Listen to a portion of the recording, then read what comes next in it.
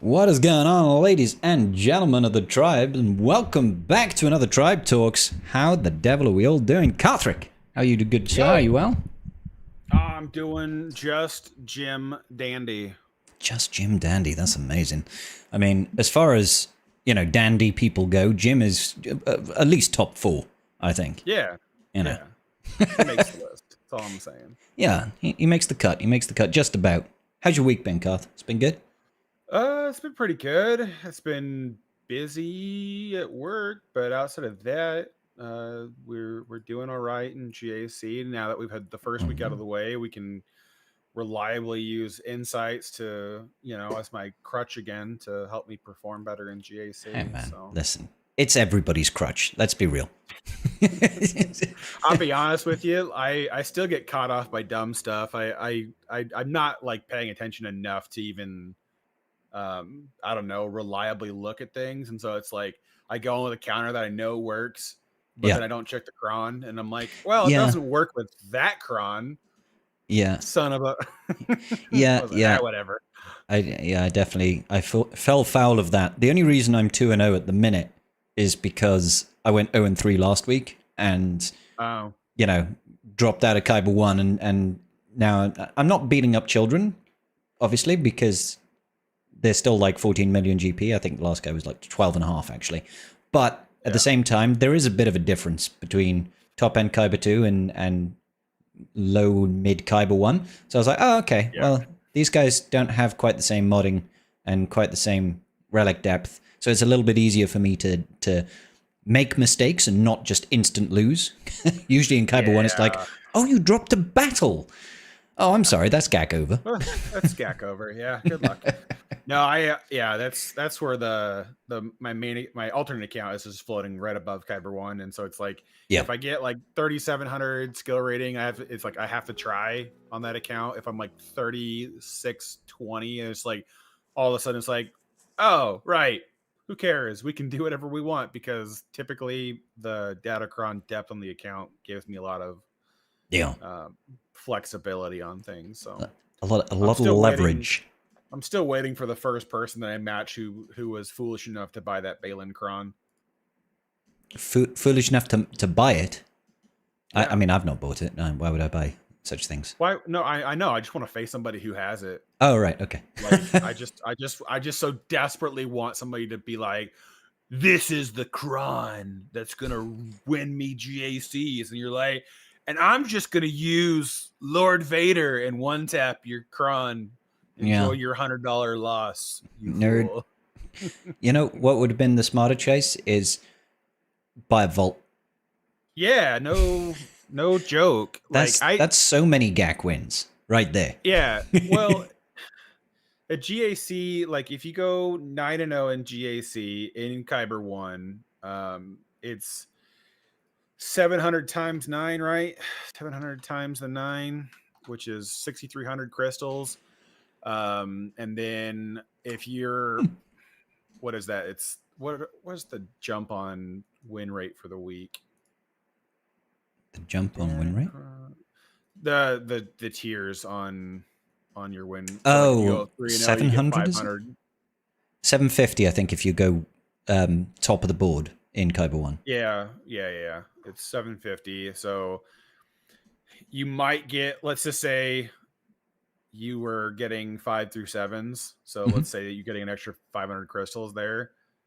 It's like, okay, so that's an extra 1,500. Yeah. So it's like, congrats for a 3-0 week. You spent $100 to net 8,000 crystals. Yes. It's like, a vault would give you twice that much. Like, it would, and instantly.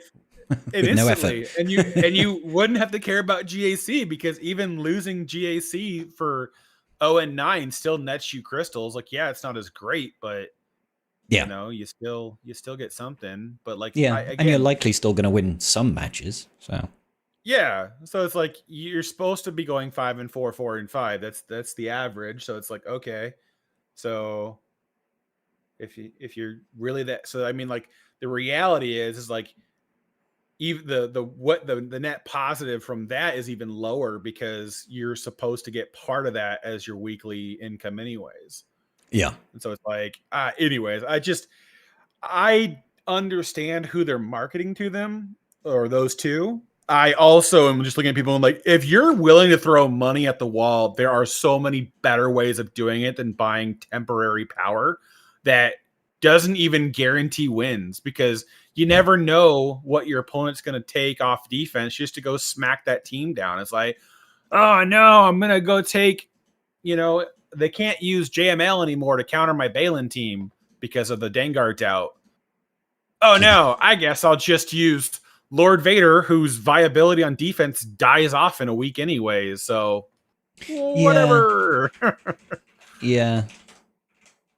It just, it's just, I don't know who they're trying. I mean, I know who they're pitching it to, but I don't understand why it was worth the effort. And then especially to make them different from the ones we'll be able to farm. Well, I mean, it does have slightly better stats, the Balon one, but that's the only one that's got different stats. It's a bit weird, but I mean, I just don't get who buys that, like.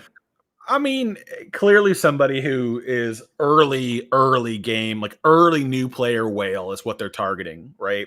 People that don't have a lot of access to hard conquest yet, and so they can't farm very well in but Conquest. Also happens to have Balon as well, which is well, but Balon's is relatively purchasable. Yeah, I mean, you could just get 5 lightspeed tokens, couldn't you, from going through Colosseum or something like that?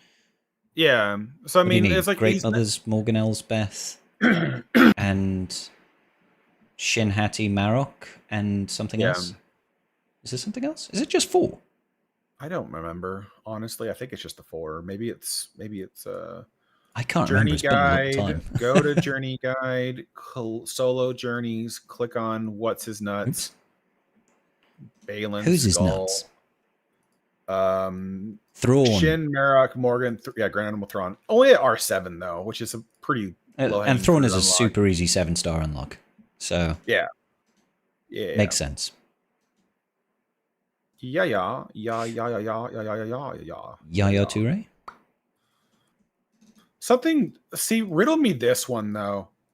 Hit me. Our Lord and Savior Spoodermaul is a power tier below Balon, and I think Balon is infinitely worse than Spoodermaul. Well, I mean, yeah, but it feels like that because Spoodermaul has got fucking Starkiller and Stranger. Yeah, I know. It's kind of like, yeah, sure. Let's give a Conquest unit and a Legendary unit to Balon, and then we'll talk. That's what Balon needs. He's got Shin, he's got Marok. Let's get a Conquest unit and a Legendary.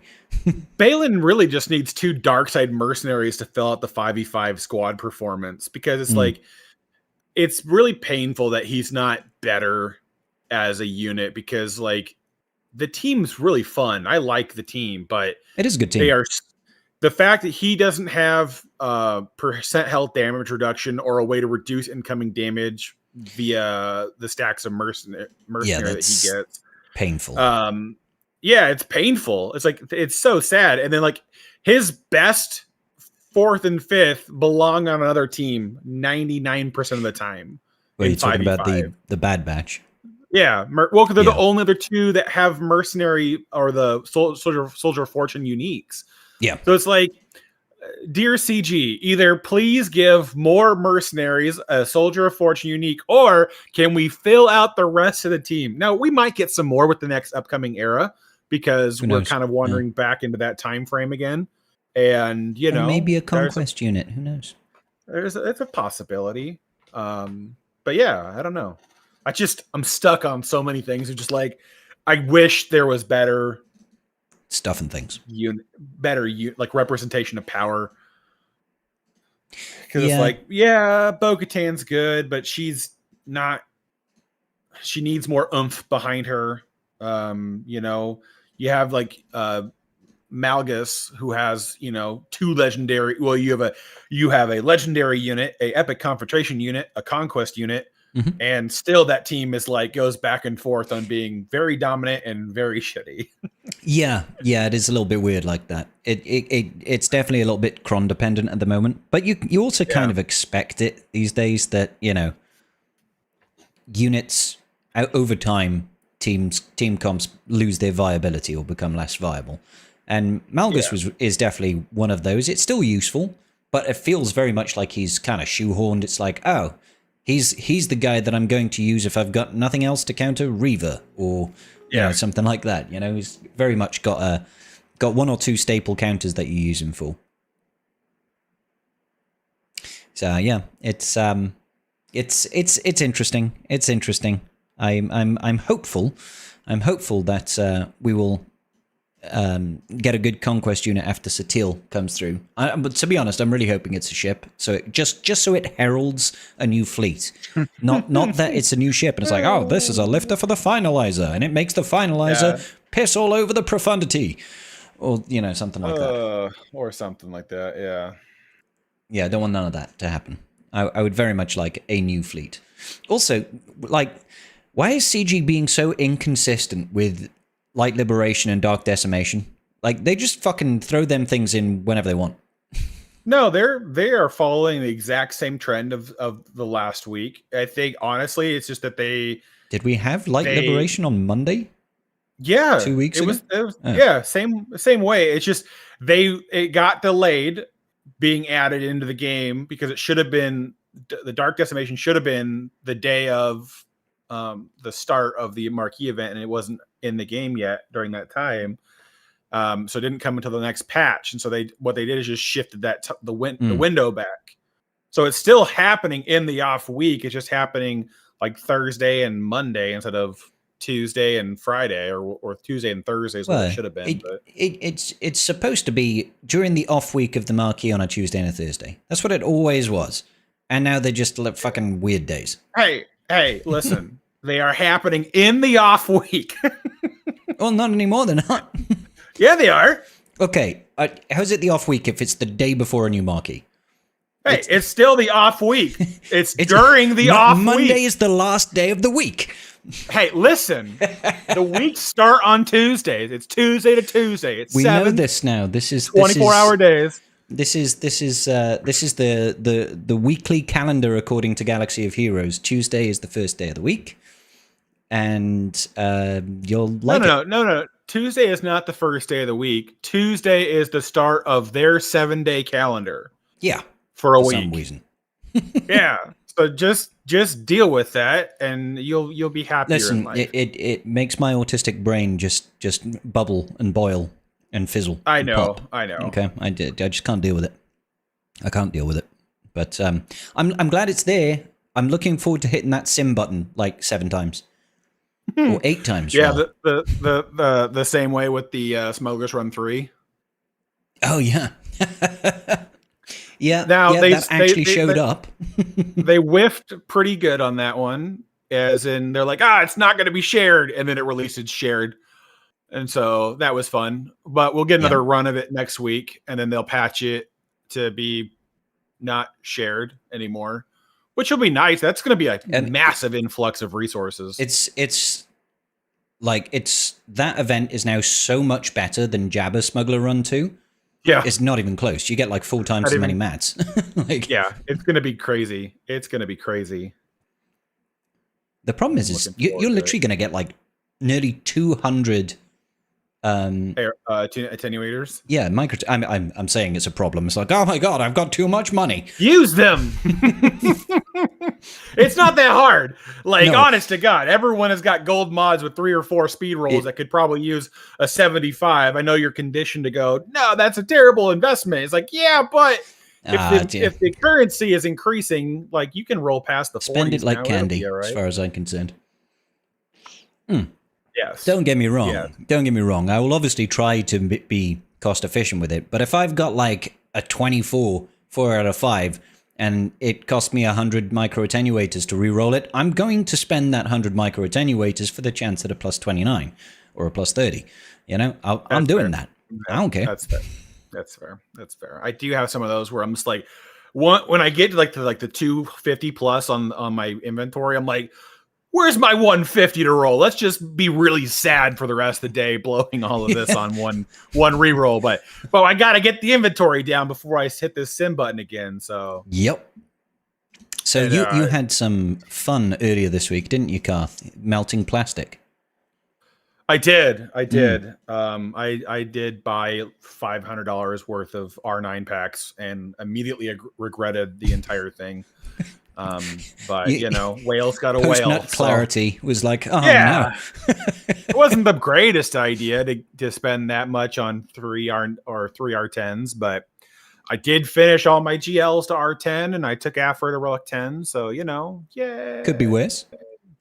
They'll do better. They'll perform better. I still need to infill the teams on their Relic 10s to do it. I spent way too much time going down the rabbit hole of if I R10 a capital ship pilot, does that change enough to be fun?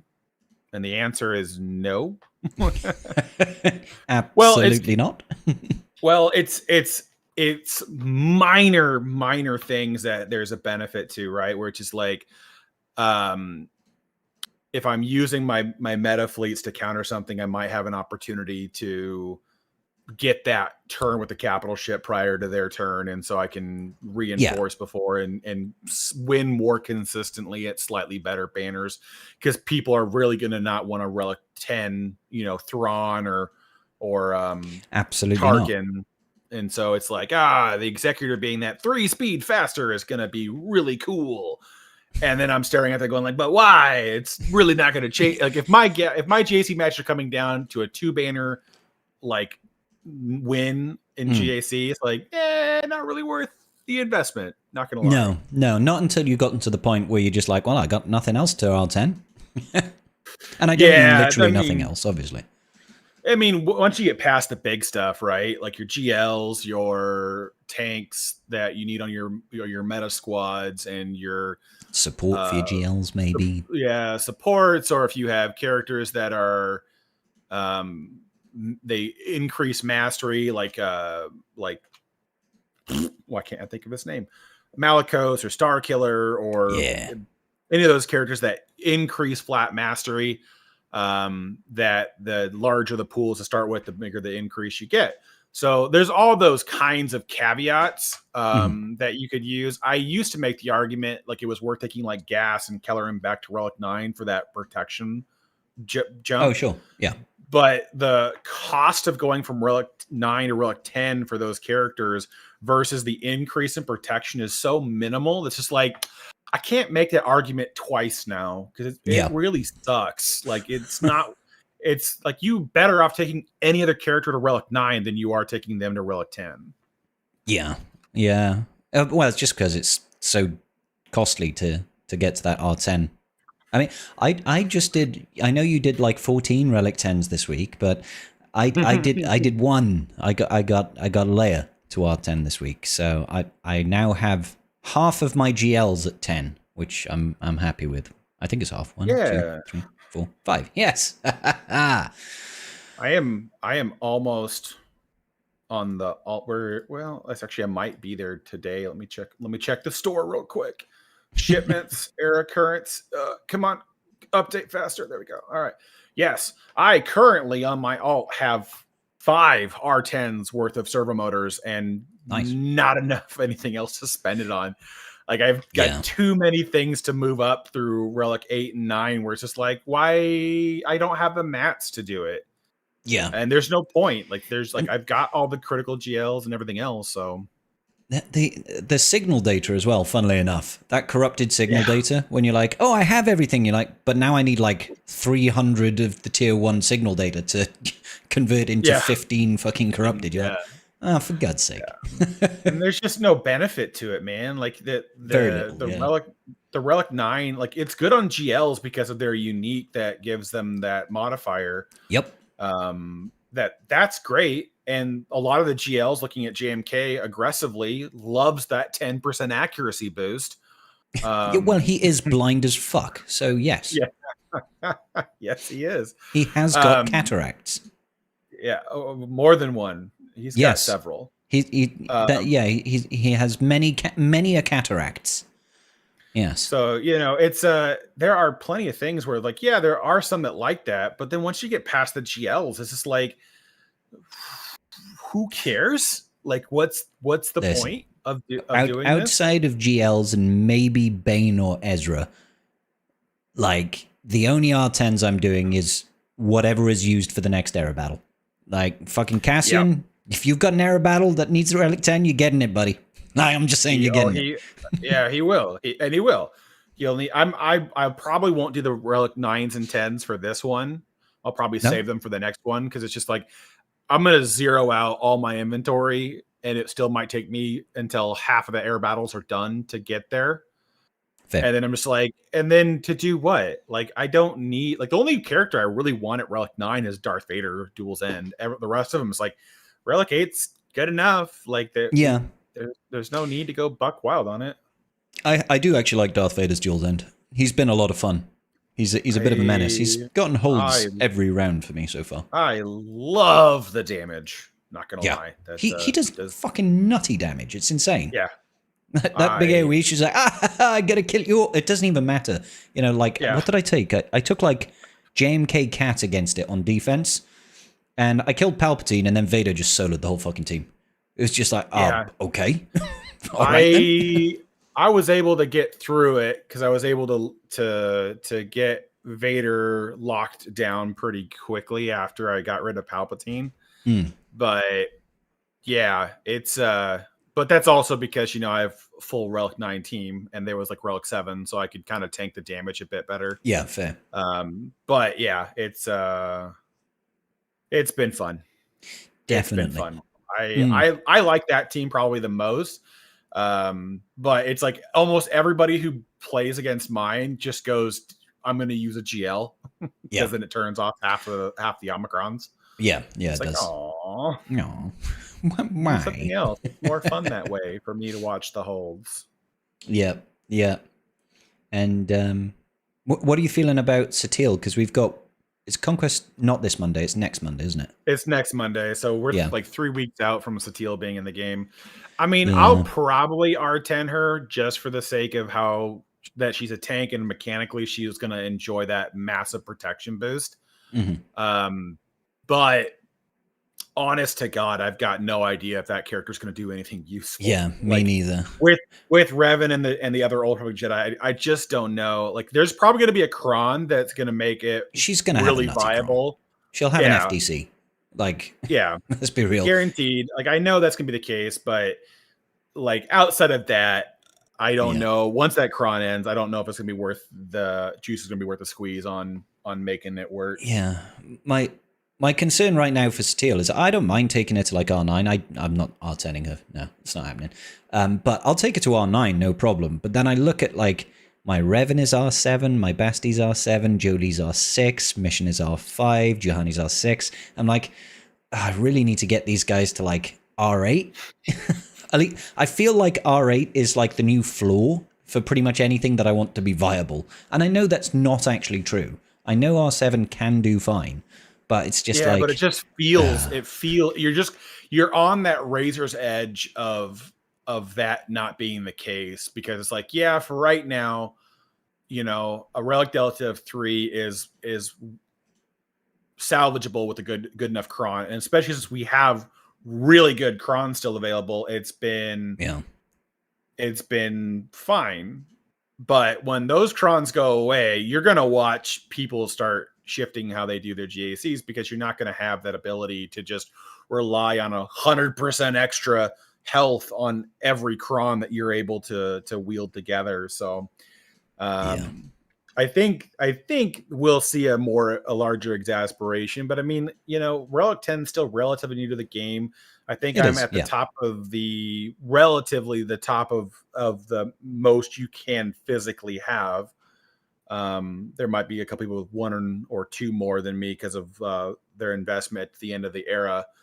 But that outside the case, like I've got 22 Relic 10. Nice. And so it's like, that's somebody that's willing to throw money at the wall and watch it burn for the sake of it. Yeah. Okay, yeah, great. But it's not going to be until I can reasonably have the top 80 of my teams Relic 10 or 11 or 12, where then it's like, okay, now I need to really be worried about Relic Delta punishing us or being a problem. So Yeah, and we haven't seen any signs of another Relic level just yet outside of the data mined asset, but that was when Relic 10 came to the game, right? I wouldn't be surprised if we saw some sort of announcement with May 4th. If there was going to be a time to announce new GL, new raid, new Relic level, it's probably going to be May 4th. That's usually when they do bigger announcements. That's when we had Order 66. That's when we had Relic 10, I think. Right? Is that right? Did Relic 10 come with Order 66 or was it after? It was after, Relic wasn't 10, it? Relic We got 10 that end came of with year. the anniversary. Yeah, anniversary. Yeah. So, yeah, I wouldn't be surprised. Yeah, I wouldn't be surprised if they folded it in with a big update with May the 4th and then pushed it further out, because they've been pretty aggressive with the Relic 10 availability. They have. I mean, yeah. Let's be realistic. I've only bought about 7 in totality of what is possible. And so it's like, okay, so 14, 15 of what I have is been just through playing the game and placing first in Coliseum, of course. But I mean, yeah, that does go a long way. I mean, that's the lion's share of it. It's like the residual effect of whaling on error levels and stars and stuff, right? Getting to the top 10. Because I've bought one. I bought one because the community, my community wanted me to R10 one per, and we did. Can't remember. I think it was when I was doing November. Yeah. That was one of the milestones that I did. So I bought one, and I've got eight Relic 10s. So yeah, so 7 of mine are just through playing. Obviously, similar to you, I have been at times in the top 10 of Coliseum, but it was only really for like for maybe a 2-week period when Maul first dropped, but only that 2-week period, and then I dropped down to like the top 30. So I've regularly been in top 30, and that's still good, because that's, still 500 error currency every day, and that still helps, doesn't it? So yeah, it still gets you going on that kind of stuff. It'll be interesting to see how this one goes, because CG is kind of like they're doing this weird split with the marquees that I feel is going to be like really awkward on Coliseum performance. So it'll be interesting to see. How do you mean? Because the summon units will change depending on who's. Oh yeah, of course. The leader, and so it'll be interesting, because technically we'll get the 4th marquee, and technically that means we can't.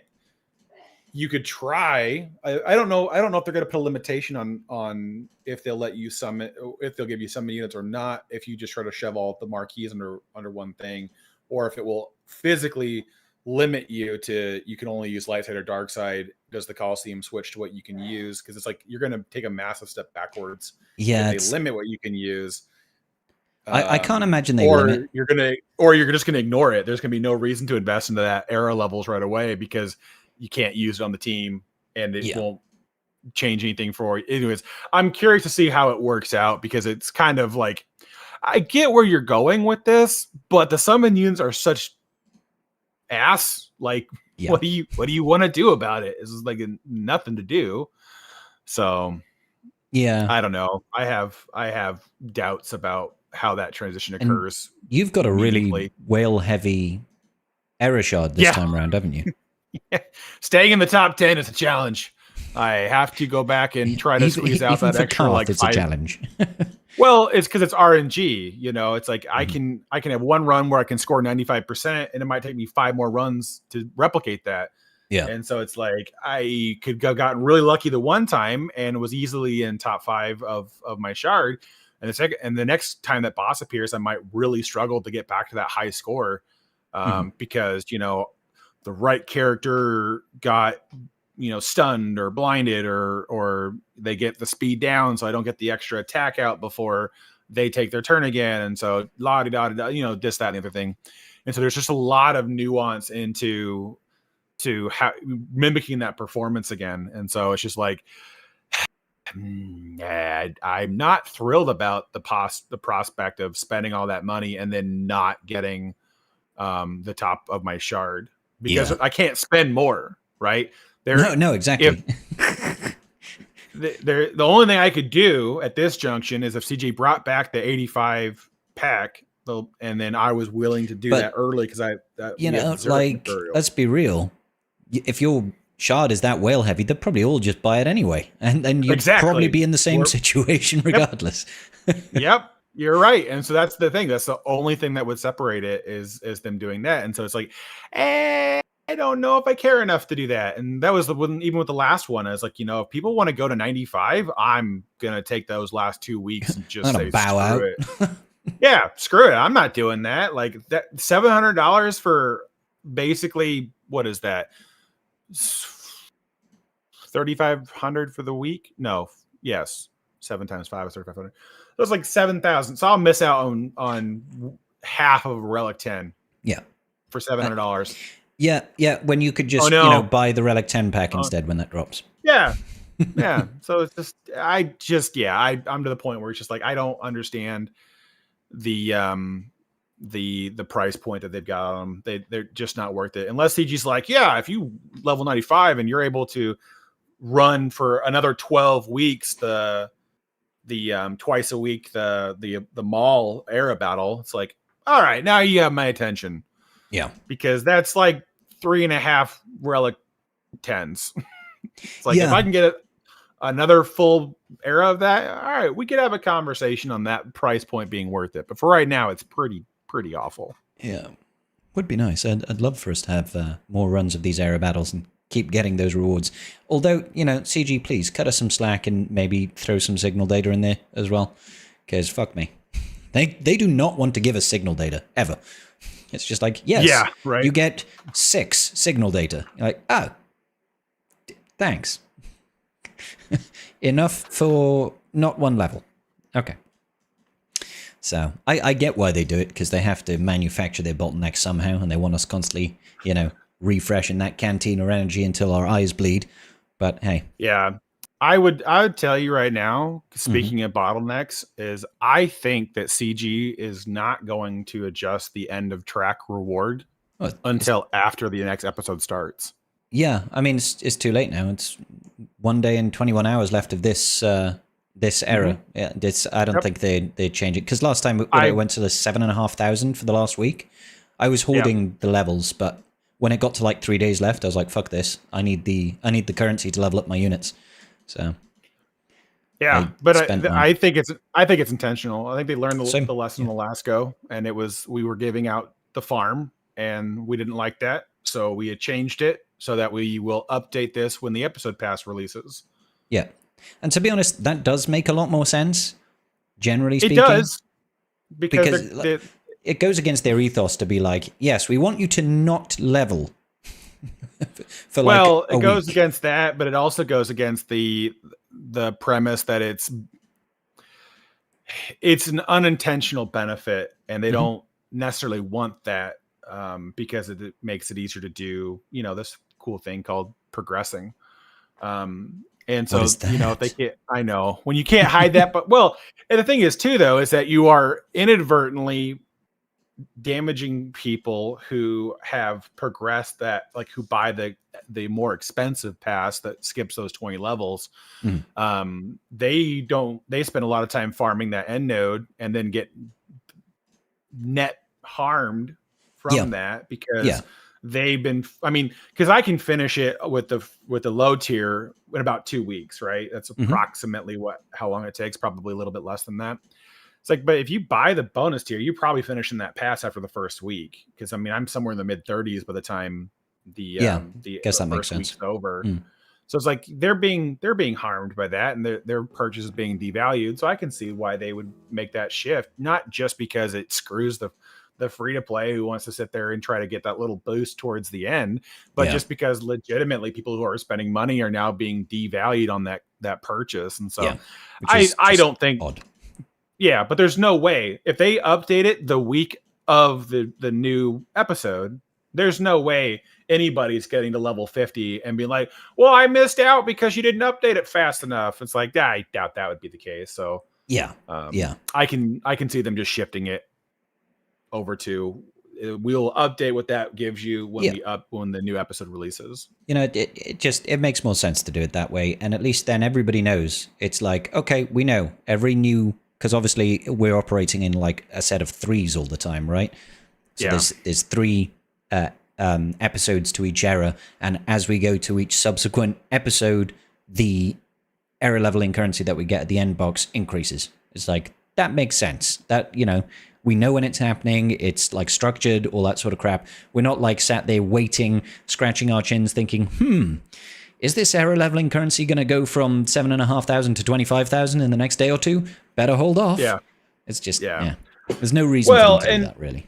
No, there's not. And I think the funny part to me, though, is that, people will sit there and be outcry, this is an injustice because they're being swindled. And I'm like, listen, something that happens once and gets changed, like, you can't be mad about that. Like, it's not even an established pattern that they're going back on. It's just like, oh, I can hear someone going, the fuck I can't. I am mad.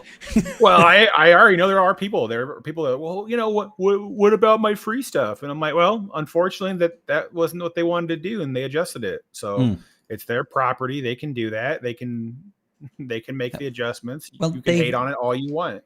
They Uno reversed on their error challenges. The error challenge doesn't have that stupid split out by error levels anymore, because that was a pretty negatively received bit of data mining that was undertaken, and now it looks like they're adding them back in, but as additional rewards. So that's like a net win, right? That can be, yeah. I'm fine with that if they want to add more to the era battles for investing in era levels, because it's pretty dog shit right now. Yeah, it's like, here's your 40 error currency. I'm like, why, thank you so much. I'm on it, boss. Thank you for all this investment I've done. I'm glad my $300 on this character was able to net me this 10 cents worth of material. Yes, yes.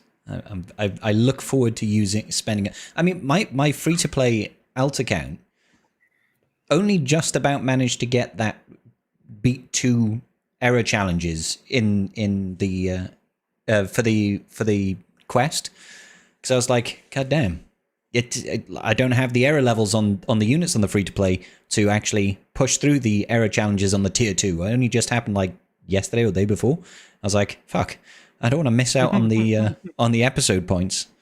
So yeah, just about managed to do it, but I'm sure that's very deliberate from them in terms of pacing. They're gonna put pain points in a lot of places that encourage you to, I even fell victim to it today with the mod packs. It's like on my alt, I was like, I really need a tenacity cross with some decent speed. And I was like, well, look, for a $5, I can solve that problem. Yeah. I've not bought any of those, and I'm not going to. They're tempting. I don't necessarily think they're not worth it, but I'm just not going to. The part that really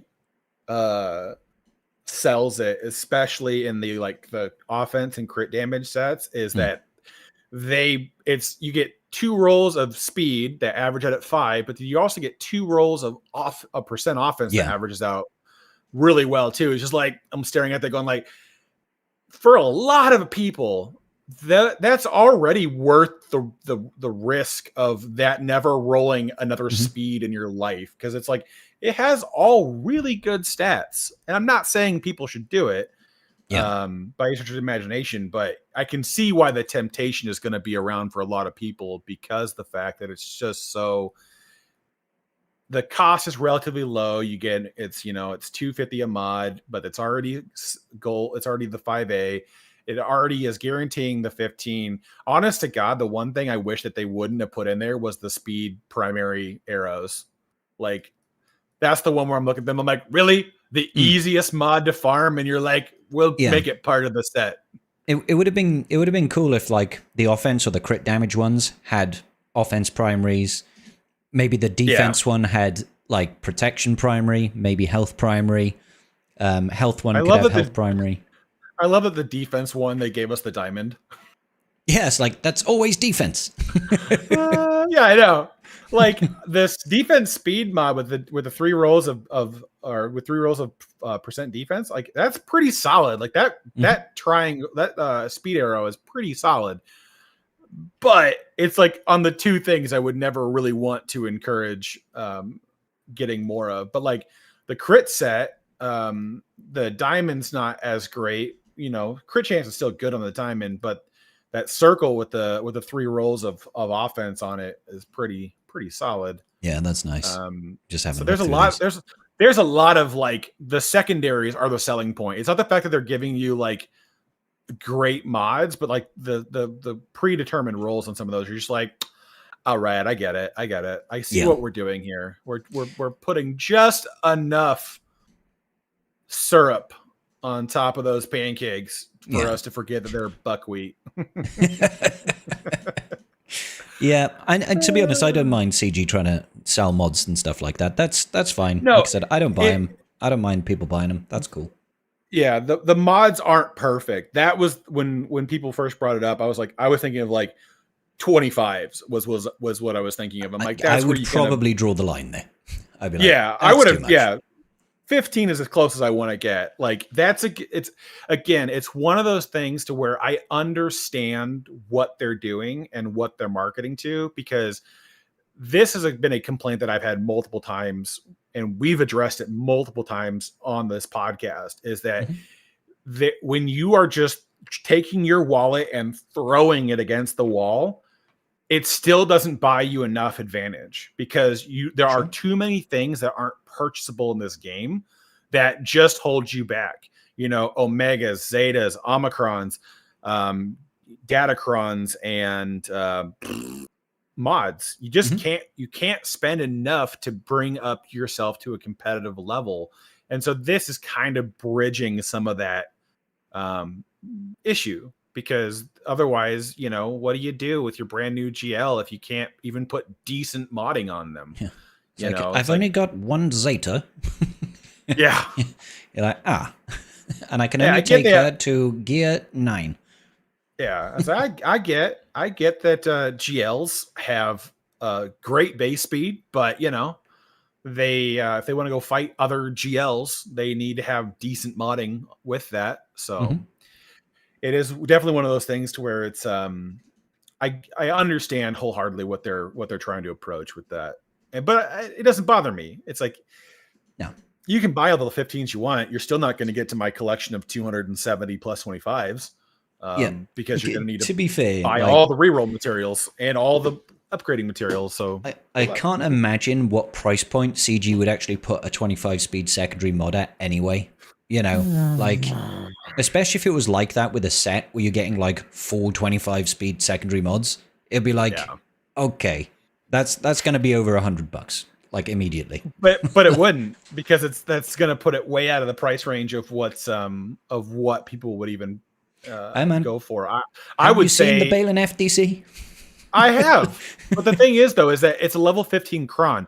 If you're looking mathematically at what it would take to upgrade that, it is relatively expensive, depending on how you calculate it. Because obviously, if you're just going to farm it for a few days, great. But I mean, even farming the materials is not the entirety of the problem. It's farming all that fracking data cache. You know, 30 million data cache is not a cheap resource to come by. It is not. It takes a long time to build up. Yeah, so it's like, you know, 3 refreshes nets you, what, 1 million? So, you know, it's like you got to get it through the shard shop currency, or you got to buy it with crystals. So, I mean, I get why it's priced the way that it is. Is it still a dumb idea? Yes, but I can guarantee you there are going to be newer whales that are just going to be like, well, instead of spending all of my time farming those materials, I can just buy this set out and call it a day. Yeah. And there are people that do that because they don't care. They have more money than common sense, and they just want the thing. Yeah, well, I mean, listen, Garth. I have Earlier been this guilty of week, it more than once. The melting plastic that happened. Yeah. Still feeling a little high off of that, not gonna lie. The fumes have addled my warped little brain. Yes. Yeah, no, it's no, I get it. I just honestly, I don't know where you would even begin to price point 5 or 4 rather 25 speed secondaries. I think I mean I know insane. that they would be more valuable than that, but they would have to be gold. They couldn't be. They had to be 5A. They couldn't be 6A. No, they wouldn't have to be, would they? Yeah. Yeah, if they were 6A, I mean that is a lot of maybe 6A would be the way to go, because then you're kind of stuck at the end of the road already, and so you can't really do much to improve it. But I would say somewhere between 30 and 50, and you would get those sold. But beyond that, it's too expensive. You're not gonna get people to bite on it, because it's just, you can get a lot of mods for a vault worth of crystals. I suppose that's one way of looking at it. Yeah. So it's like, yeah, you might have to spend the time simming, but and slicing and rolling and. I mean, what is it? Press the right buttons when you're looking at your computer.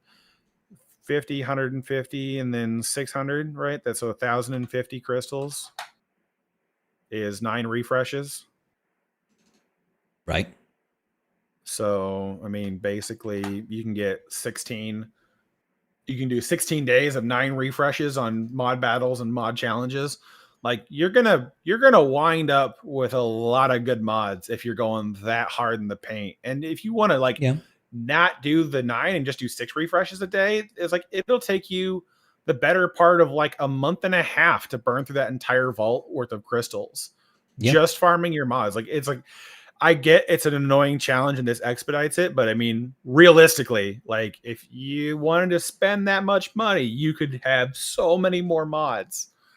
Yeah, but it's some people just don't like the RNG aspect as well, though, right? Yeah, I don't want to risk it. Just give me the guaranteed thing. Yep. No. Hey, I'm with you. That's been my philosophy on most of the packs I buy from CG. I don't do RNG packs very often because of that exact outcome. I don't want to spend premium and barely get better than just buying shit from the shipments. Or get worse. I'm not I never do a gamble pack per se, unless it's a small amount of crystals for the chance, and it'll be I know in the past they've had those relic packs. What were they, 1,300 crystals, and you can get 5 to 15 of each of the signal data. Or something like that. I can't remember. It was really relatively good value, even if you get the low end rolls. But if you get the high end rolls, it worked out bonkers. Yeah. And so I didn't mind them, but that's because the barrier to entry was really low. I'm never going to drop real world money on a chance. No, I don't do that. Yeah, I get that. Well, I had there's one guy here in the chat who was wanting to see if we could expedite talking about his question, but we're an hour in already, so I don't know. Yeah, we can go over to the questions. We can go to questions. We have quite a few, to be honest with you. They might take us the next hour. Oh my god, next hour to get through. What happened? I don't. Well, you ping the server, and people actually showed up and asked questions, which was cool. They took it as a challenge. Okay. Yeah, we've got 1, 2, 3, 4. Skip 5, a few, 99, 100. 6 people that are brand new to the server, so they're here within the last week. Oh yeah. Well, it's probably because that Sinter Kaz giveaway that's coming on Tuesday. You have to come to the Discord server for that. So we've got a lot of new faces. We had about 600 new people join the server on Friday. So is that all? Oh, is that all? Yeah, it's like a 20% uplift Did in the did total members did of the did you Discord tell server. all the new people to join that the mods require tribute? Yeah, it's true. Yes. If you could Yes. just make the checks out to me, that'd be great. I'll make sure everyone else gets paid. Trust, fam. Trust. Yeah, Um, trust. okay, so first question comes from Darth Lucius, and he says, "Hey-o, do you think the next era will also be getting a new title update to include things like Relic 11 or some other quality of life updates and new character challenges with more lightspeed tokens?" Well, the lightspeed tokens journey guides haven't finished yet. We've still got the bounty hunters to go, and then Doesn't the that unlock? Mandalorians. Yeah, doesn't that unlock BAM? Like it Yeah, doesn't like essentially what they give you is enough to unlock BAM. yeah, basically. So it Feel gives you like everything that's for BAM, but intentional. also there's also the bounty hunters that go for the executor. So you Yeah. get Bosk and Dengar and IG-88 and Fennec, I think, for some reason. Probably because they're like, just give you Fennec. Well, I would be wildly surprised if there may not be some form of cameo from Boba and Fennec in the new Mando and Grogu movie. And it feels like Disney is just ignoring Temuera Morrison at the minute.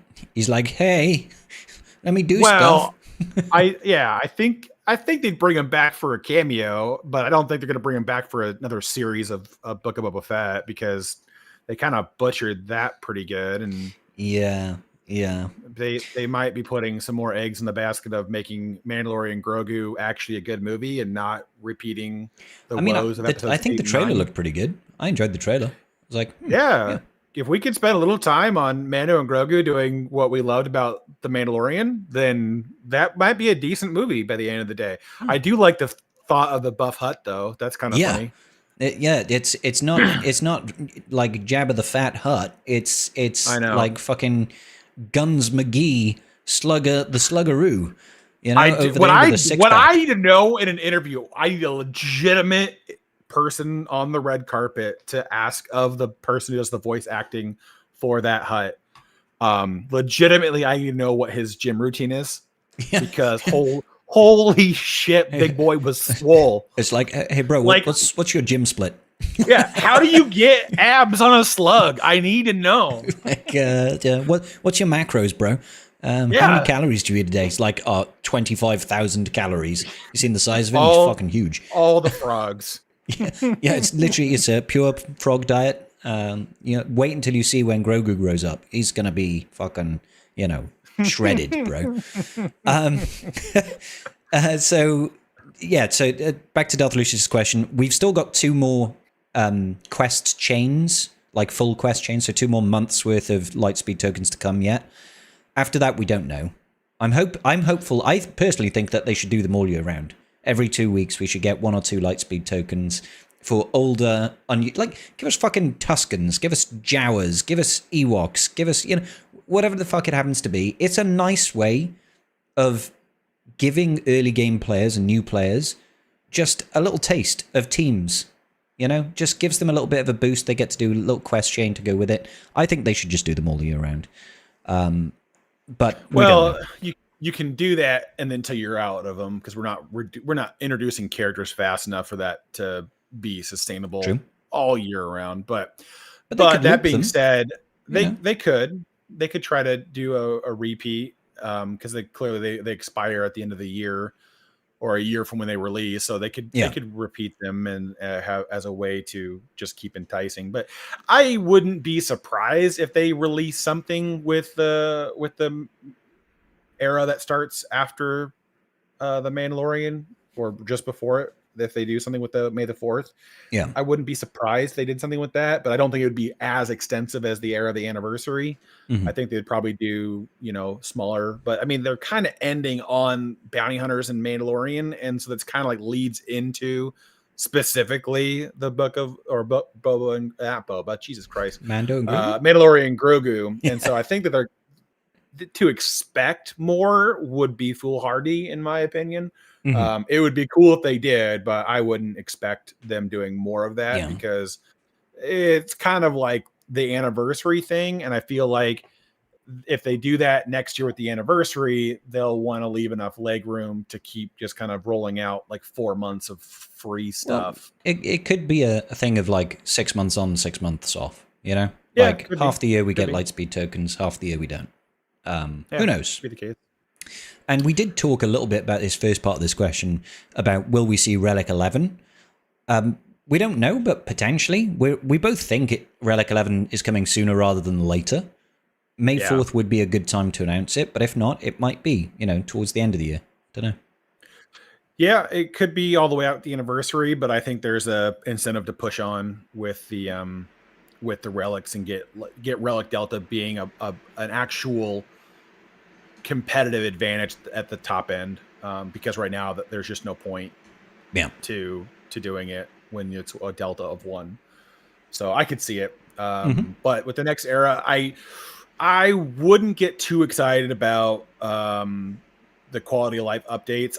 It feels like the next 3 months of this game is literally fine tuning for May the 4th for the early game experience. It feels like everything they're going to push for now is making the early game so smooth and interesting and engaging that they're going to get a better retention on that. Because I mean, we had millions of players recently. Yeah, we had millions of players join last year with the new raid and everything else going on, and then you watch them all pitter off in the next 1 to 3 months, and so they're gonna focus on that, and that seems like to be their main push, and so.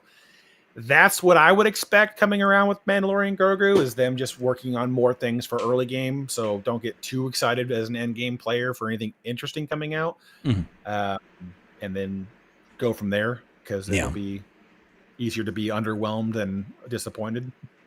I mean, sorry, no, that's all the same. The underwhelmed and disappointed. Yeah, just be both, guys. Just be both. No. It'd be better to have lower expectations and then them to exceed that, because otherwise you're just going to set yourself up for a lot of disappointment. Yeah. So next question comes from Yusuf. He says, what's the best Lightspeed token that gives the most value in your opinion? And the same thing with Galactic Legends. What's the most value GL in your opinion? At this point, Hondo. And best Lightspeed token. I am the worst person to ask. Anything that is a Kyber one. A Kyber Lightspeed token? Whatever one gives me stuff. Well, I like the ones with the named characters because they give me 20 Cairo of each Cairo. Yeah. I enjoy those. That's my best because value. You need the aeromags and the droid brains and the stuff. Yeah. Yeah. I turn them into other relic materials. Yeah. But so I think if Yusuf is talking about the ones from the episode store, personally, it depends on your income. Generally speaking, a new player, I personally think you should be getting the Carbonite ones. If you look at it, that costs 1,000 compared to the 5,000 of the higher ones, right? So you could get 5 Carbonite Lightspeed tokens for every one of the, I think it's Relic 5, 6 star, right? And if you just looked at that in pure Chirotech value, you're saving yourself like an extra 1,500 Chirotech by buying the Carbonite ones. Now, granted, you don't get as many stars, and you don't get the remaining gear, and the Gear 12 gear, and the Relic levels, but the pace at which you can accelerate is so much quicker. So I personally think the Carbonite ones from that store are more valuable on a, cost for cost basis if you're not particularly earning a lot of Lightspeed of error currency. If you're getting like 100 a day, then I would go for that. That means every 10 days you can get a Carbonite Lightspeed token and you can save yourself 300 Chirotech. And that's quite valuable, right? Otherwise, it's going to take you 5 times longer. It'll take you a month and a half nearly 2 months, basically, to get one Relic 5 character. And I'm not sure that's worth the squeeze. The pace at normal farming, it'll be irrelevant. I mean, unless you have like specific characters you want to chase with that. If you just want to build up your roster to get teams kind of set up for GAC and whatever else, then the Carbonate one could, in theory, land you a much more defined G12 roster in a shorter period of time. And it's just a staging ground, really. It's a staging ground for, you just use it on the Kura heavy characters. Like, say you go in for Leia and you can use it on stuff like Bausch, right? Getting Bausch to straight to gear 12, skipping 300 Kyrotech and putting her at 3 stars. It's like, oh, I just need the gear 12, and then I take her up to Relic 5, is it, for Leia? I can't remember. It's a good stopping point, and you can feel like you can make real progress very, very quickly. I would still only use them, realistically speaking, on characters that need a lot of Kyrotech, but yeah. And best GL, I agree with Karth. Right now it is Hondo, but that's under the proviso that you take him to Relic 9. But if you look at it holistically, right, you get hands down the best mod event, and it's not even close. It's like light years better than Jabba. And you get a duo team that can max score in the raid. You know, Pirate King Hondo and OG Hondo at Relic 9. You'll have OG Hondo at Relic 9 for Pirate King Hondo. And if you've got a GL, you probably want to take him to Relic 9, generally speaking. Like, those two things combined gives you 3.6 million in the raid if you know how to do the run. If not, go on my channel. There's a video for it. So, like, those two things combined is already incredibly valuable. If you're looking at it from a perspective of, like, who's the best in terms of, like, PvP performance or stuff like that, yeah, it's probably not Hondo, to be honest. It's probably Leia, but it's hard to quantify unilaterally. Leia's economy event sucks, and I will once again, please, CG, fix that. Like, it shouldn't be as trashy. You were able to go back and make it for, like, not even the event. I don't care. The event can say the same. Just adjust the rewards. Yeah. God, the rewards suck. They really so do. bad.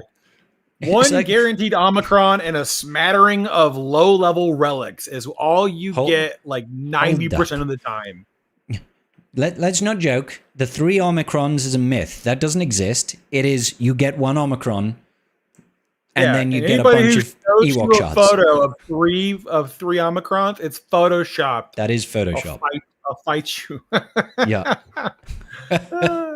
It's yeah, I don't know why they do that. Like, at least the Glat one, for example, gives modern stuff, right? 1 Omicron in this day and age that happens once a month, who gives a fuck? It's like, no one. Yeah. No. It's, I mean, again, for the time it was released, it was just like scratching the itch of what was there. I think armies were relatively new at the time, were they? Yeah, but for now, like, now it's just like, you need better guaranteed relic materials for because the event isn't really like what I'd call easy. But you know, you do need to, you do got to do it, and you can sim it after a while. But I mean, anyways, I just find it, that it needs improvements to be comparable to what you get with Jabba or Ahsoka. Hondo. Ahsoka's is pretty good too, but it depends. Like, it's one of those things to where it's like, I don't love the fact that it's not, you don't, like, it's still a chance to get certain things. So it's like, you can get screwed on the chance to get something. It's like whenever I sim the last tier of the Peridia Patrol and I get Omicrons. I'm like, I do not want, and I don't want to spend 1,000 crystals and a refresh for Omicrons. When is CG going to update the Jawa scavenger node to exchange Omicrons into corrupted signal data? Karth will be like, I'll give you 100. Listen, I already asked Meathead very politely to add full Kyrotechs to the droid brain salvage list, because I've told him outright, like, there is zero incentive for me to buy a pack that has full Kyros on it, because I cannot use them. Like, I am putting all of my Kyro into relic materials, because with the new era system, I'm getting everything at Relic 2 minimum. So I have no need for full Kyro gear, because I'm skipping all of it. It does nothing. So I'm like, please do something about this, because I've got like 10 pieces of Kyro of each one that you can craft that I will continue to be able to do nothing with over the course of time. Yeah. I'm like, add it to something. I don't care. Find a way for me to burn through it. Add it to Garda keypads for all I give a care. I just want a way to burn through it. That's it. That's all I want. That's fair. That's fair. All right. Next question comes from definitely first world whale problems there. Next question comes from Big J Howell, and he says, hey, Big J Howell, What are the best Galactic Legend ultimates? Just recently unlocked C and JMK and have to pick which ult to go for first. C is garbage without his ult. In my opinion. That is fair. JMK, he's not garbage without it. He can make do with it, without it, if needed. But he definitely does need, on certain teams, the ability to ignore taunt and go around things and get the extra calls to assist and whatever else. So it does help. Yeah. To have C without his ult he's kind of relegated to trying to take down a gas team, and it's just not great. Just not great. No. Best ult in the game, I think, is still like Leia and Hondo, because their ults do so much every time. It's like, would you like to revive your team with a full heal? It's like, say less. Like, smack that button again. Now, granted, I like Jabba's too for the same reason, because it's instant defeat on top of a full heal as well. Mm-hmm. That full heal is so obnoxious as well. Yes, it is. It really is. And I like that. It's fun for me. So I like Jabba's and Hondo and Leia. They all feel impactful. I don't like Lord Vader's and JMK's from the perspective that they don't really. They take so long to ramp that the other mechanics of the adjacent team members is really what's getting you through the battle. Yeah. And then I guess C is just a waiting game. JML is a waiting game. I mean, Raze and Slackers are both good. They're both good. Yeah, they're both. Yeah. Well, but the thing with Slacker though is, especially with Darkseid Ray, he just gets to that first ult so fast. Yep. That it's like, once he just starts taking 3 turns back to back swiping. Like, he generates so much siphon that he all of a sudden he just goes, yeah, but wouldn't it be really funny if I just hit the entire team for 500k and decimate it? And God forbid he kills a unit, and then it's like, oh, let's reset the turn orders. Let's go again. Yeah, let's do this one more time. And they get bulky as hell because of the turn meter strip gives him tons of health and protection from his elite. Yeah. It's just it's. So he hits harder and keeps taking turns, and your units are dying, and then you're like, oh, he's got full ult meter again. You're like, well, it's fuck. Fantastic. I still, it's kind of funny to me how I still find that Ray and Slacker have been the most fun GLs to use, because I think they're the best balanced GLs that we've had. Yeah, Ray is always kind of like, she can take any light side character and be annoying because of just how the dynamic works. Mm-hmm. But Slacker with Darkseid Ray is now legitimately just like, most things, as long as the AI doesn't just go shit on Slacker's nuts, can literally Slacker. I mean, it will be ugly banners, but Slacker is kind of a Swiss Army knife of being able to kill teams, because he will just eventually hit hard enough to wipe the board. So yeah, I like you him tell for that to reason. my Slacker that lost versus a Stranger Mole yesterday. Was that yesterday or the day before? Can't remember. Listen, that was painful. you missed the critical part of that statement. What? If he lasts long enough. Yeah, he did not. Nobody lasted long enough. Starkiller did that thing where he's just like, I'm going to do this, and this, blow up the fucking board, call down a ship on your face, and you're dead. You're like, oh shit. Yeah, dude, that it is raw rough. Though, fun fact. If you want an easy counter to the Stranger with the Stranger or Maul Datacron, just fire up Queenie. Queen Amidala? Yeah. Queen Amidala with gas and cam. Yeah, I've lost with that. Yeah, it's good. Turn meter on the level 3. Yes. Yeah. But, and lots of armor pen. Yeah. Irritating things happened. I think the problem was mine was actually it was a Barriscron with shitloads of health. Yeah, no, that won't work. Yeah, that one won't work. I learned that last round. It's great fun when Starkiller does his buff despell, and you're like, oh, I've got like 25 heal overtimes, and your whole board just disappears. You're like, Yeah. shit. No. It only specifically works against the Spooter Malkron, which I mean, if people have it, then you use that team. If they don't have it, then I typically use like Treya Treya is kind of one of those ones I've where it had can go. success with Reaver. Reba does work too because the dispels give you the death marks and then it makes it easy. Yeah. But I've had plenty of times with Reba where I just get neutered like immediately. Oh yeah. It's like It's not he just fun. mass assist onto like GI right out the rip, and it's like, well, there goes that counter. I've also succeeded with Seer Malicos. Like that did like That's genuinely it was just like, can I kill Starkiller? Okay, he's dead. We're okay. yeah. Mine's on defense because it's with Barris and Ninth and Second Sister, so. Fair. That's on defense, so I haven't been using them for anything. But anyways, we should probably get back to questions. Yeah, we're getting sidetracked here. Way too far off the beaten path there. Robbie Tail, I think is how you say that, says, what effect on mod development does Smugglers Run 3 have? Should we be 6-dotting 13 speed mods now? No. No, never do that. No. Never do that. Now you still only calibrate you still only slice and calibrate mods that are good. Like a 5-speed average is where I tend to go for.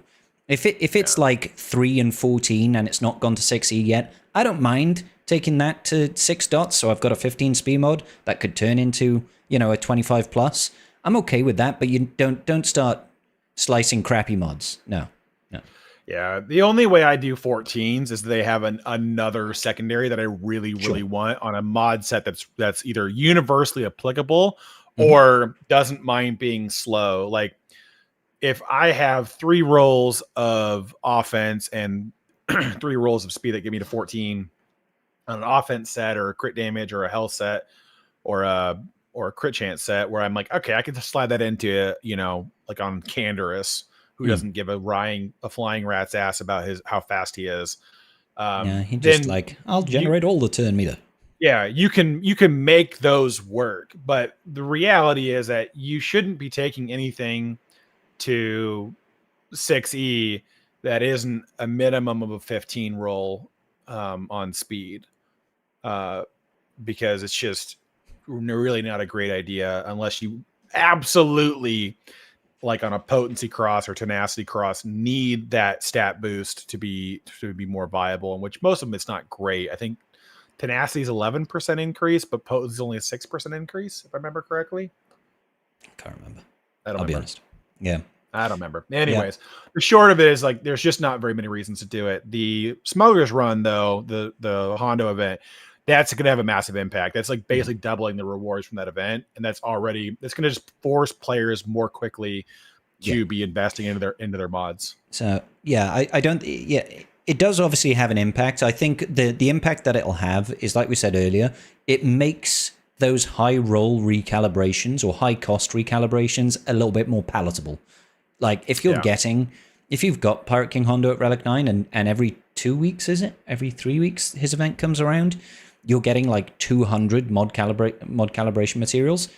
It's like all of a sudden that 75, that 100 mod calibration looks a lot more palatable. It's like, oh yeah, I don't mind doing this because I know I'll get it again in 2 weeks' time. So that's the main thing. Yeah. Still don't invest in crap mods.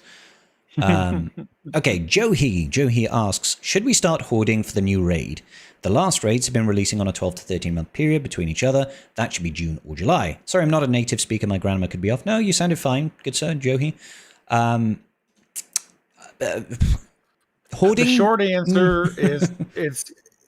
The short answer is unless CG just really wants to piss in the Cheerios of every single person in this game, they should be announcing a raid with the beginning of an era that will have the required units for it. So you will have 3 months to hoard, and you should have, and not just for the characters that they're going to be giving to us for the raid, but for the whatever they're going to allow for the raid as well. So I don't know how much you want to hoard in advance, but you could take a gamble on it now and go, hey, there's probably a good chance that there's a new raid coming this summer and I'll want to be ready for it with a nice hoard. And you could start now But I mean, realistically, we should know 3 months in advance of when the new raid is going to start, approximately. And then that should be enough time to kind of figure out what people are doing. But I mean, that I guess spend accordingly. We are still anticipating a new raid at some point this summer. So Yeah. I mean, their cadence is like you said, it's usually been a year. My personal stance is like until CG announce it, I wouldn't hoard necessarily, because you could just be losing advantage in developing your roster now, whatever that might look like. So until they say, I would just hold on to your resources for now. yeah. Alrighty then. Yusuf asks, do you think CG should add more relic levels or focus on adding new characters? And do you think they'll add more lightspeed token quests after... Well, we've already answered that second part, but additional lightspeed token quests. Yusuf, I think CG will do both. I think we should come to expect that every 2 weeks we're going to have a new marquee in perpetuity. I mean, except for when 5 they to go 6 away. marquees every era, and an event unit every era is the expectation moving forward. They may not all be meta moving, but that's kind of like the pace they're setting for themselves. Yep. So like every 3 months, we should be getting 6 to 7 new characters, which is already an outlandish pace for the game, because that's like ridiculous. We might get a couple extra characters. There might be ones where they're light a character, but then we get ship marquee or something like that. Who knows? Those might one day return. Know the end of the year they take a month off, and we'll always have like a short error at the end of the year. Well, but we kind of didn't with this last one, because the era of the anniversary started before they took their time off. Even though it just carried through, didn't it? Yeah, the Zuckuss era was short, but I think that was just nerfed for the stolen. Yeah, the stolen intention of lining everything up with the anniversary. But anyways, I digress. Plus, it was probably the only time that they could fit in ship marquees, because they're not going to do ship marquees with Colosseum. Well, at least I can't imagine they would. I can't. It requires a lot of retooling for them, and I don't think there's a reason for it. Yeah. But I think the reasonable expectation is that we will get to Relic 12 within the next 9 months, is my opinion. And then from there, I would expect a Relic level probably every 6 to 9 months after that. Because it's going to be, well, I mean, listen, you got to monetize those whales, and they need an advantage. And so I'm going to let Relic Delta just delta all over your face, you filthy peasants. Just stop being poor, everybody. I mean, yeah, come on. Take your poorness elsewhere, please, and thank you. All right, cool. So we already answered earlier about more lightspeed token quests. We hope so, but we don't know.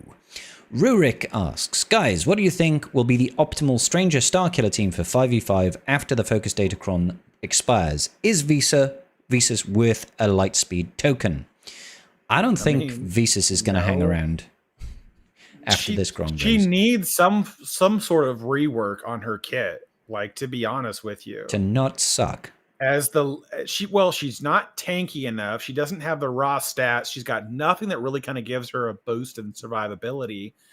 And it's like, she's not the problem on the team. They should have given her that untargetable treatment. Like, just can't be hit.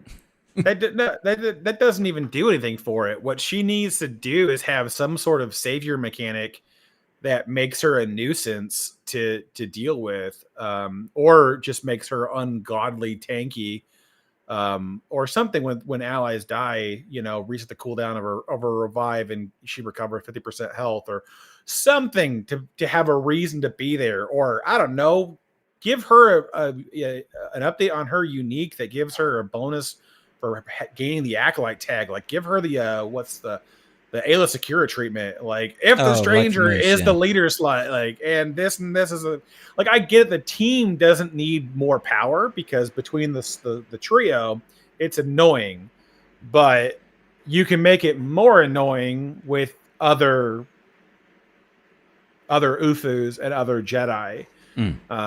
So I don't know what their play is with that, but she needs a retooling on her unique to be suited for specific use with the Stranger.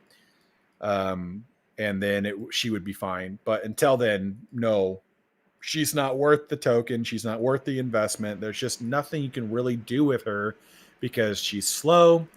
Her counterattacks are basically super limited to being always available. She was just designed for a raid that doesn't exist anymore.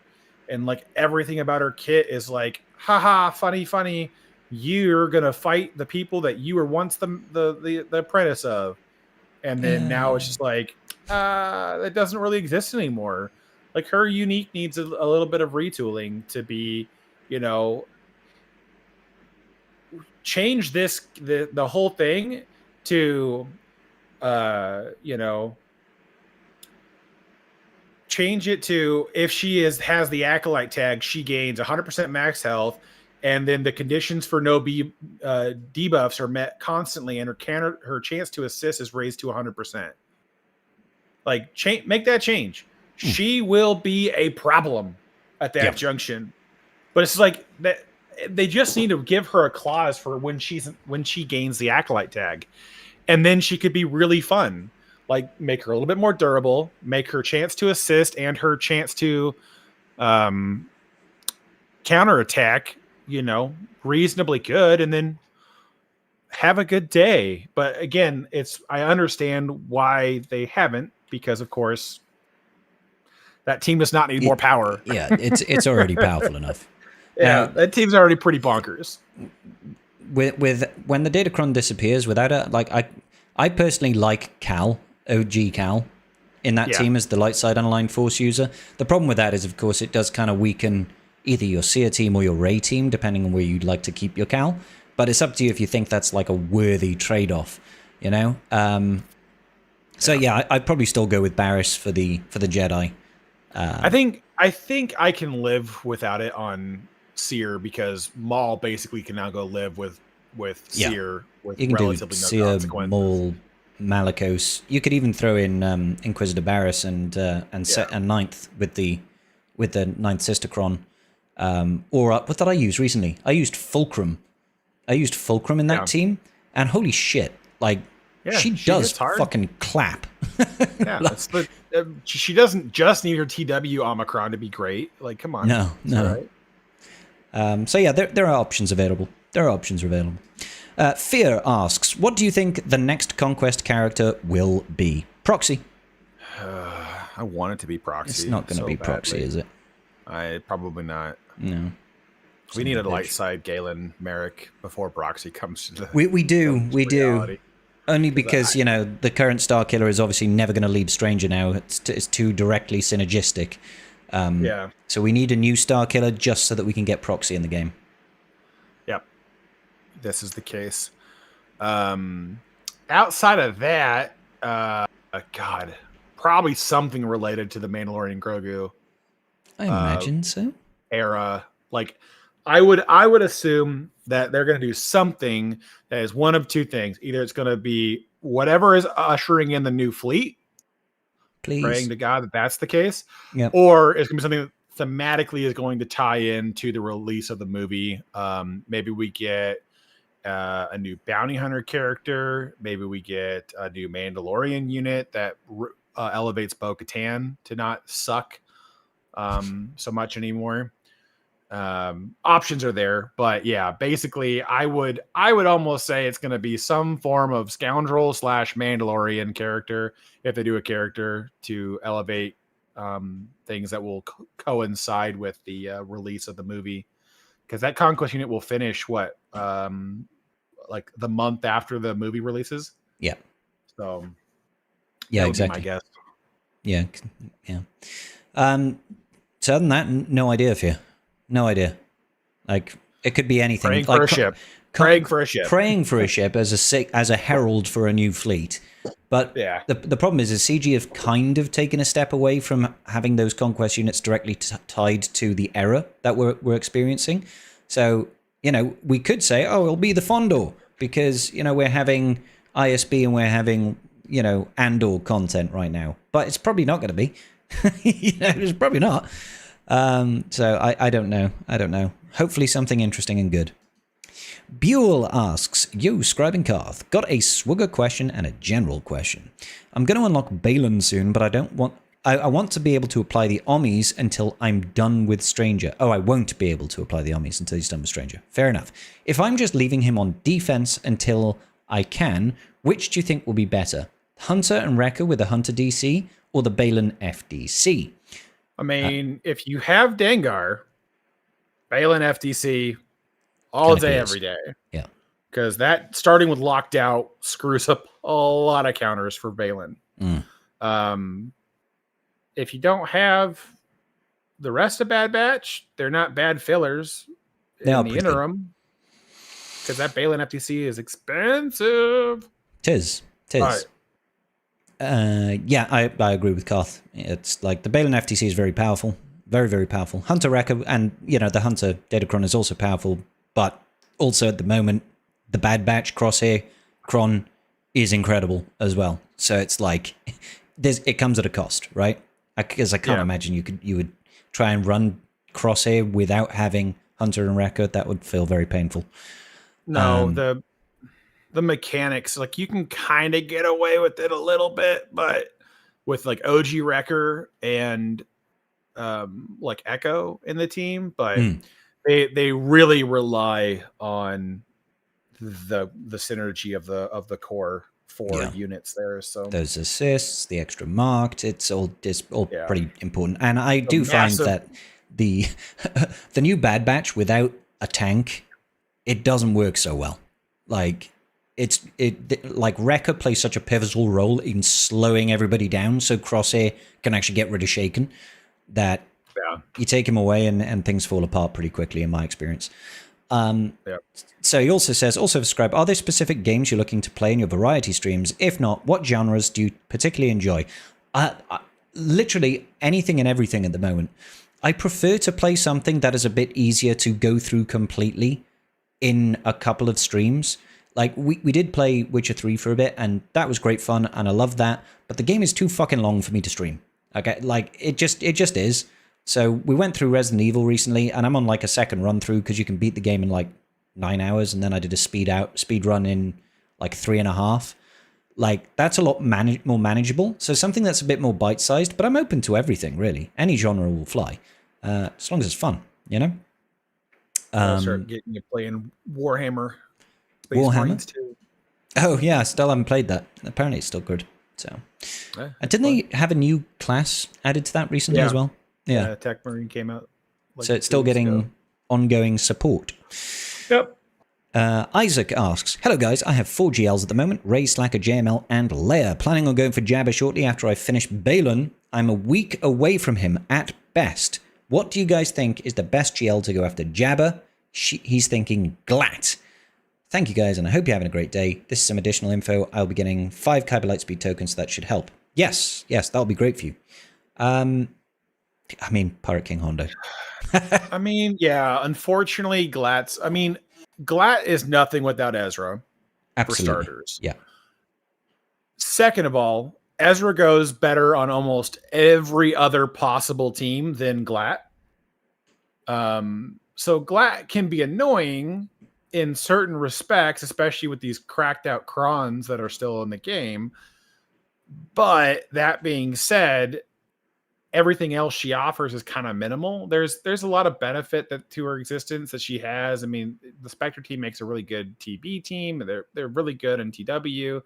Mm-hmm. Their GAC performance is still good. You can kind of get away with dropping Ezra out, but with the changes to the economy event for Hondo, getting that second tier that has 2 sims that can be run in conjunction with the first tier, it's almost no joke. Like if you need modding materials, and to say that one offers specifically speed mods, man, that's just going to be a great investment for any player looking to up their mod game. And because it's every other week that event returns.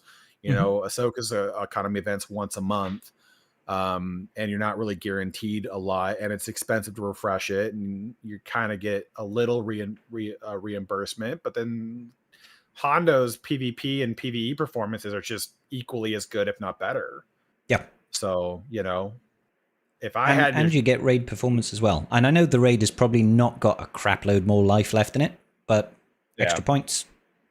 Extra points. So I would say that what I'd go after would be Hondo, because that's what I would do. But I don't want to say that Glat's terrible. If you're looking them on their metrics on paper, I think that Hondo's still the better team. Yep. Oh, I agree. Now, I don't know if the timing works out for those Lightspeed tokens for you to actually be able to use them on the new Pirates. Well, the other important thing to note with Hondo is that, I want to verify real quick before I run my mouth. I know that's not... You run your mouth, Carth. I do it a lot. I was looking to see if Shmi was a requirement for Hondo. No, he's not. So that's the part that I like about Hondo. You don't need Shmi, and you don't need Smee. But what I mean by that is that he's a conquest unit that's not required for unlock, which thank God. But in addition to that, Hondo can perform well without Smee on the team. In fact, in most places, it's better not to have him. It's because Brutus is an absolute fucking animal. Yeah, but just watch him do that basic of, and things just die. It's like, oh, okay. Yeah, but you can drop Smee for OG Hondo until you're able to unlock him, and that team will perform well in most game modes. Yep. Is it as good as it could be in TW? No.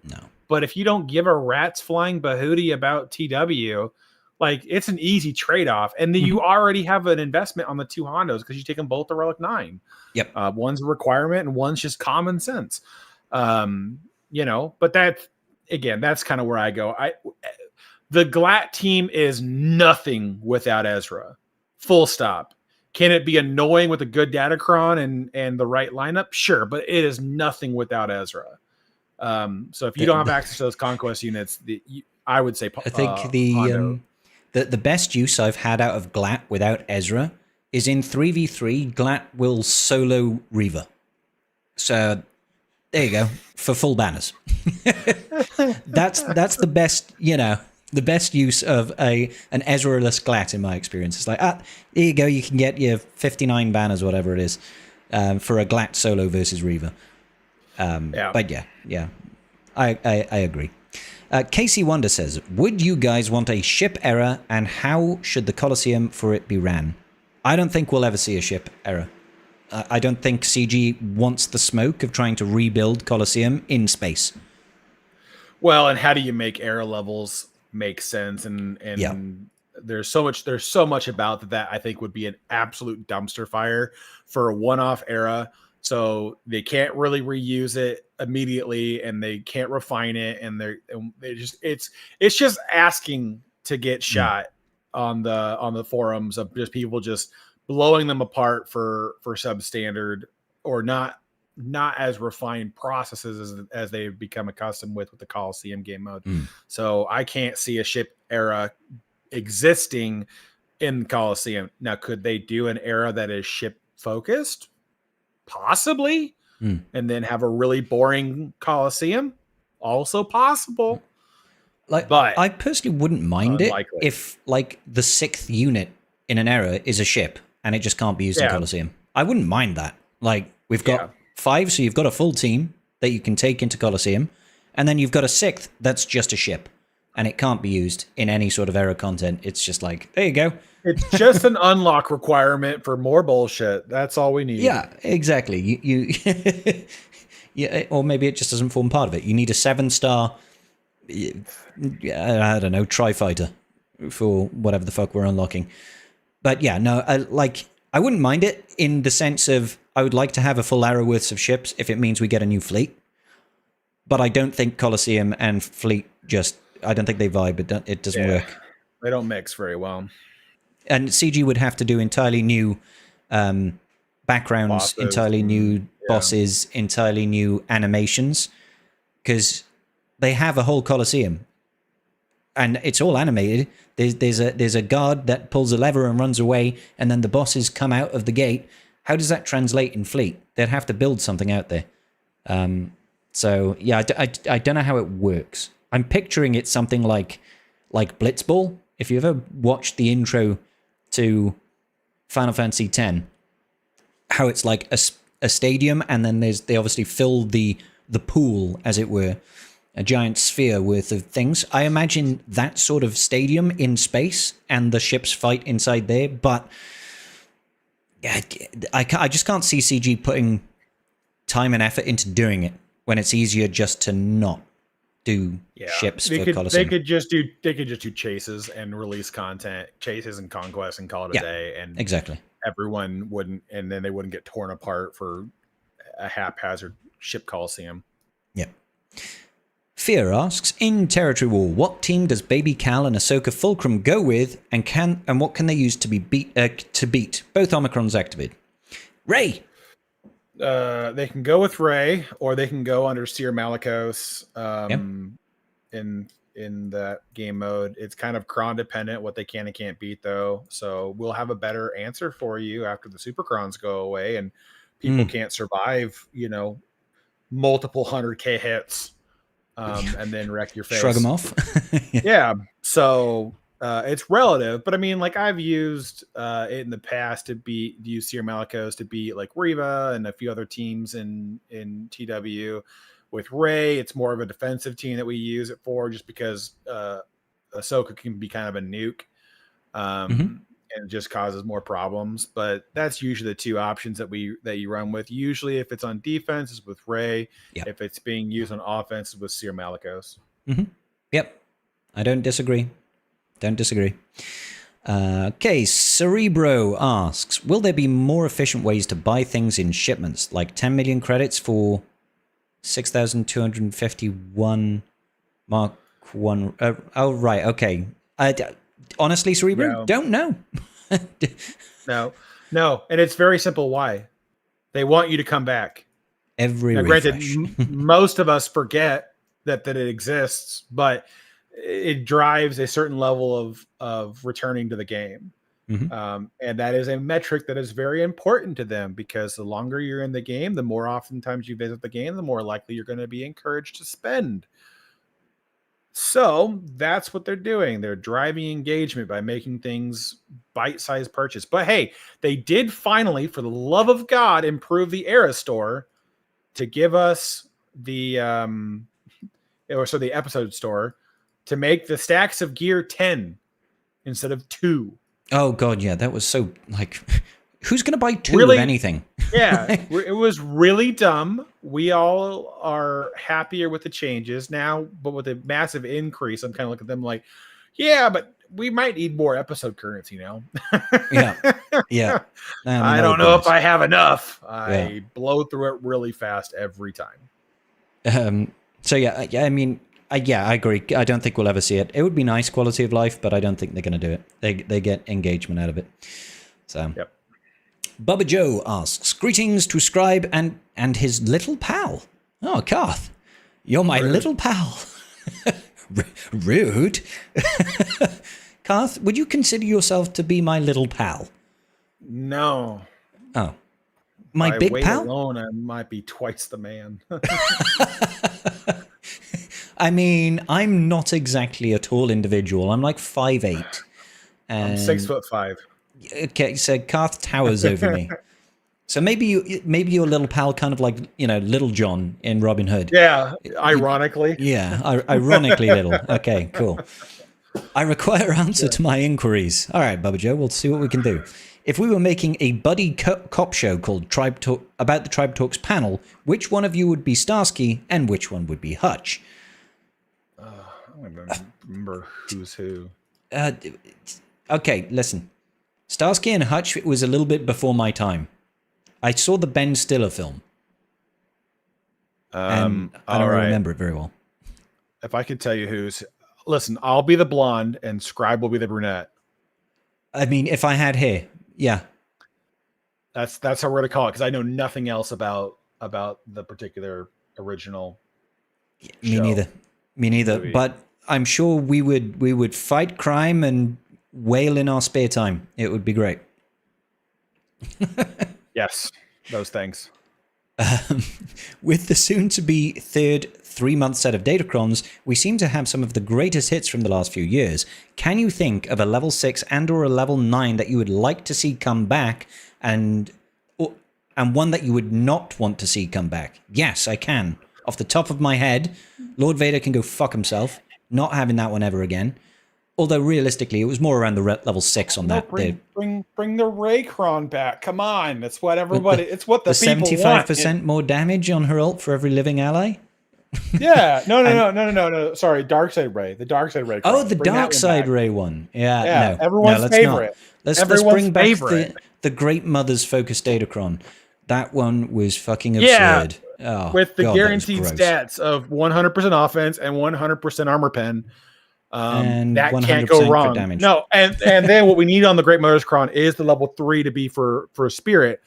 And Spirit goes, not only will I assist when any ally uses a special, I also take a bonus turn when any enemy takes a turn. Oh my God. Nothing. The thing is even without that, the Great Mothers used to kill things in like 3 seconds flat. Yeah, I know. Like, if you didn't kill it in the first turn or two, you're just like, and we are so dead. You bless Spirit, and the first is like when you doom the other person, it's just like, and dead. They're dead. Spirit crits you for 650,000 damage. You're like, okay. All right, my GL just died in a hit. Yeah, I don't want that ever back ever again. I will take the Sidious Cron back, though. I would say Wampa, but Wampa is back. So yeah, I wouldn't mind those coming back a little bit more finely tuned, to not be quite so outrageous, because they've done that before. I mean, they've done that even with the Wampacron. Some of the level 3s and 6s are retooled a little bit to be a little bit less crazy.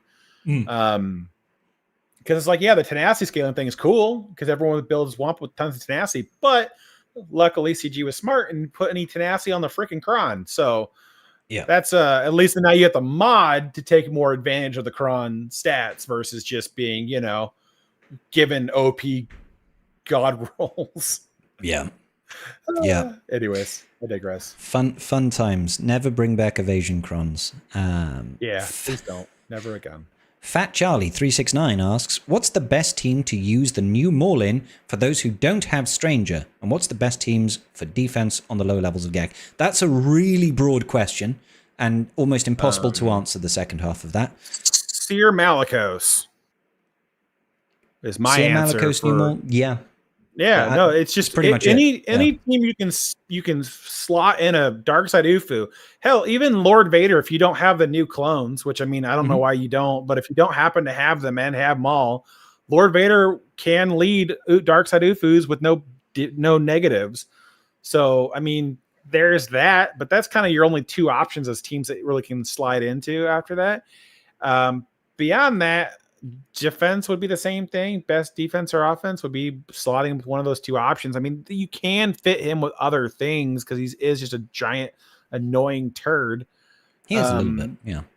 But again, it's one of those things where it's like, I don't know, if you don't happen to have the Stranger, there's just not a lot else that he's meant to go with besides being a Darkseid Ufu. You could have him with Starkiller, right? I mean, but I can't imagine any world where you wouldn't want to have Mara Jade, EP Mara Jade Starkiller, unless you're using a new Darth Vader. So, yeah, you could try to make that work with Starkiller without the without EP and a different Sith leadership, but there aren't very good Sith leads that kind of do the Starkiller thing that helps the team kind of get off the ground. Yeah. So I mean, like, you could try to Savage lead with Dooku, not with Dooku, but with Maul and Starkiller, and just hope to God that he can tank the damage. But it's just challenging. There's not really good Sith leaders that can provide a lot to the team. You can try to do Traya. You can try to do Darth Malgus or Darth Revan. There are options, but there's nothing really designed to lead Starkiller outside of the Stranger and EP Mara. So Yeah. So when it comes to best teams on defense and lower levels of GAC, honestly, the best way to win lower level GAC is to have a better offense. Like Relic harder. So many people in low tiers of GAC just don't know how to be efficiency players that you can just win by undermanning. If granted, this means you need to know your counters and stuff like that. Okay, this is it. Best defensive teams in low levels of GAC, Fleet. All right, that's it. Just get yourself Executor, Profundity, Leviathan, anything like that. One of those 3 ships, put that on defense. The rest of your defensive teams, don't even worry about it. Focus on having the most powerful offensive teams that you can take. Think of it like, oh, this guy puts Geos on defense, so I'm going to solo it with Darth Vader. And then he's not trying to solo your defensive teams. That sort of, because a lot of lower level GAC is like that. People don't have efficiency in mind. That would be my best advice, Charlie. Okay, Fear has got some more questions for us. He says, how will GLs be rolled out most realistically in this new era system? Probably the same way that we're getting units right now. Like, honestly, like a GL could just drop at any point of the year and require a smattering of era units from across the year as well as legacy units. I don't think we're going to have era level GLs. I don't necessarily say think in the anniversary post that wasn't their intent, was to leave Conquest and GLs to release outside of the era system. I thought so, but I don't know if that's the Mandela effect taking a hold of me. I mean, I hope it is, because that's the way I'd prefer it to be. Because then, yeah, if they have something tangentially related, they can pull from a couple eras as a way to provide requirements, but then they can release them after everything's been released. They don't have to be like the day after. But putting a GL in the era system is going to be really, really wonky, because the whole point of GLs is getting them at your own pace, and locking it to an era would be like, do you lock it to the era event, like we have with the Cassian, or we had with Scooterball? And so if they did that, then that would really make people angry. So I think it's just going to be outside of the era system, and then it will be tangentially related to what eras have been released, or they will just go, hey, Relic 10, 7 things. Yeah. Don't be poor. Just don't be poor. Yeah. Yeah. So what is the next GL most likely? Please God, not Mandalorian or Andor. I've got some bad news for you, Fear. It's almost certainly going to be Mandalorian. It's not going to be Andor. We just got Cassian. They're not going to be like, and we're also going to do a GL from Andor. No. It's going to most likely be a new Mando. Like, the film's dropping in May. Yeah. That's when we're getting a new era. It just will make sense to me. Yeah. To be Mandalorian and Grogu related makes the most sense. What faction they choose is still up in the air. They could do something more generic and scoundrelly. They could do something bounty hunter-y, because technically Jabba is technically Hut Cartel. Yeah. They could do a Mandalorian GL, and Bo-Katan can finally beat GLs again after Relic Delta just shat all over her. And the new clones just shat all over her. Yeah, she had her counters just stripped away, really, didn't she? Yeah, her whole intention of farming her kind of went out the window. So yeah, there are things like that. But I would almost say Mandalorian, something Mandalorian adjacent is almost a shoo-in.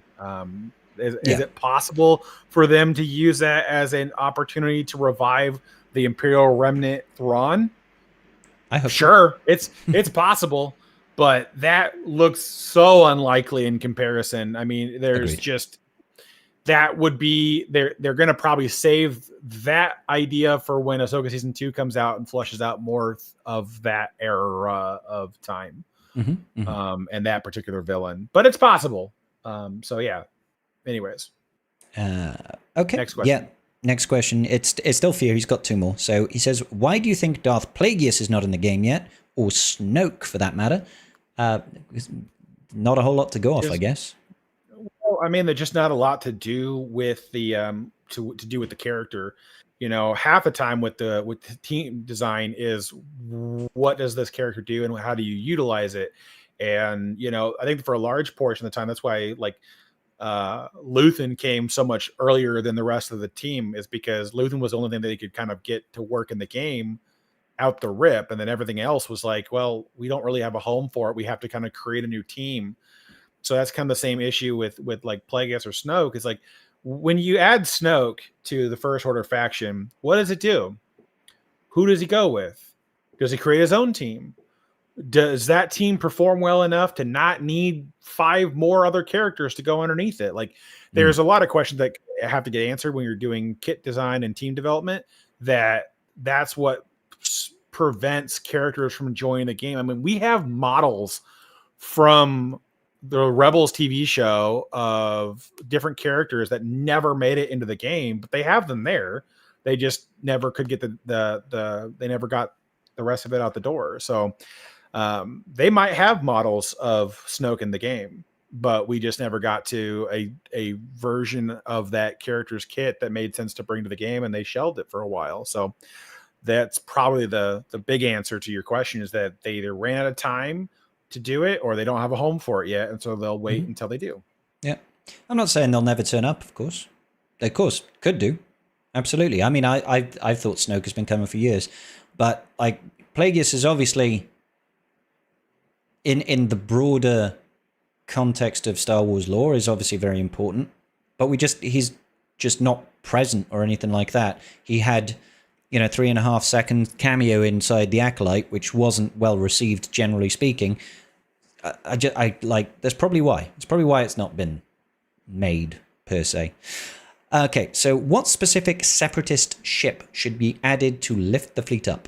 Should it be a Conquest level ship or lower? I mean, lower. It wouldn't take a lot to lift up the Separatist fleet to be more obnoxious, but you just need to do the Tri-Fighter from the Clone Wars era, and then give it an ability to, if all allies at the start of the battle, excluding the capital ship, are unmanned, droid ships, then summon 2 additional vulture wings and take a bonus turn, and then you have a very annoying ship. It doesn't take a lot to make that fleet obnoxious, and then you can reinforce with the Geonosians. And because I mean, Sun Fac is a very annoying reinforcement. The guaranteed lock stun is obnoxious. Yeah. The spy can also be very obnoxious too. Spy has always been an obnoxious reinforcement, but that would be it. But it doesn't need to be Conquest. I mean, they've proven that multiple times with the Punishing One, and now with Rogue One, that it does not need to be Conquest to be annoying. So they could just do it with the marquee. Stand marquees can do. Yeah. Yep. And they can make it fun. Galactic chases, however we're getting now. Okay, next question comes from Sith Squirrel. He says, how does Wicket get around Endor? With great difficulty. He has only got little legs. I feel like there's a joke that's set up here, and I don't know. The true jokes are Ewoks in general. Okay. Yep. Next. Baddy says, with Scribe almost being only a Kyber 2 player, should somebody else take over Tribe Talks? Absolutely, Baddy. Can you join, Baddy? Can you run the show? I mean, technically, as far as I believe the rumors, that's my show. So yeah, it is Karth Talks. So we already have a K1 player. Yeah, exactly. At the helm, so it's exactly. Okay. He's single-handedly keeping CG afloat at the moment. Actually, that's not even slightly true. But your error shard might be. Who knows? My error shard definitely is. Holy Jesus, yes. Yeah, I paid for their Christmas bonus. Yeah. Kai asks how you should choose next Lightspeed token characters for a Rhodium Lightspeed token, and from that track, please show a way of an early player when Kyra's a problem, and for the late game when you have much Kyras. Okay, I'm trying to. So you want to know how does an early game player choose what to spend their Rhodium Lightspeed tokens on, and how does a late game player do it? I mean, late game players generally, you don't need Lightspeed tokens. You're just filling in the voids Yeah, on your whatever's teams that got the gap. you've shoved off for too long, or you just like, you know what I want? A Relic 5 Uggy. Thugnaught. I have a Yeah, Relic 9 Ugnaught. because kicks and giggles sake, that's the only reason why you did it. So it's hard to do that. Basically, when you're choosing from the Erodium Lightspeed token list, it's just what is filling in what I'm working on. You know, is it Mhm. filling in for GL? Is it filling in for a journey guide character or whatever else? That's how you choose. You know, if you're working on Balon, you're using it on Shin or Merrick or Great Mothers or any of those characters that you can use towards it to expedite your farming of those events. You know, and like you mentioned earlier with the carbonite ones, you might use the carbonite tokens to just advance those characters to gear 12 to save yourself the Kairos and make it a little Yep. easier, and then do, you know, maybe do one of them with an Erodium token. So basically that's kind of what you had mentioned earlier, is that, hey, if you really need to try to shave down the Kairos as much as you can, those carbonite tokens will get you there. Yeah, Yeah, it's not very quite to quickly, relics, actually. but Yeah. it's easier to farm those gear 12 to gear 13 pieces than it is to farm, you know, 1,000 Gyrotechs. Yeah. So, yeah, I think from a new player perspective, it's just a case. How I tend to rationalize it is, one, does it need Kairotex? Two, does it help what I'm currently farming? So if you're like, oh, I want GL layer, you go to the GL layer requirements, you see which units do I need to get. Out of those units, which units require 300 plus Kyrotech pieces? That's where that investment goes in. Because it's all about farming those key legendary units, as far as I'm concerned, in the early game. Try to get up to something useful. And if that's for, you know, fucking the Executor, or if it's for the Profundity, or, you know, even the Leviathan, it's like, you still find value there. Next question comes from Cypher Mangoes. Cypher Mangoes asks, do you have any general tips for Executor trying to unlock it and want to be able to use it correctly? Yes. You can make use out of it at 5-star. I wouldn't necessarily take it to 6-star unless you are also then immediately going to 7-star. 5-star will do. You can pretty much beat most fleet comps with the Executor at 5-star, but you're going to have to learn the different setups. There are loads of videos online. I've got a video up on how to beat 7-star Executors with your 5-star Executor. Takes a different approach. And how you can still beat Profundity with the Rogue One. You know, that almost hard counters the Executor, but you can still use the fleet with Home 1 as your capital, and that kind of saves your punishing one from getting completely fucked over by the Rogue One. So make the most out of that fleet, because it is a big investment, and it should be able to carry you to the top of most fleet arenas, depending on the age of your fleet arena, obviously. Just learn as much as you can, Cypher, to be honest. Loads of videos out there on how to use them. Boop. Anything to add, Garth, on that? Or we get to keep plowing on? Yep.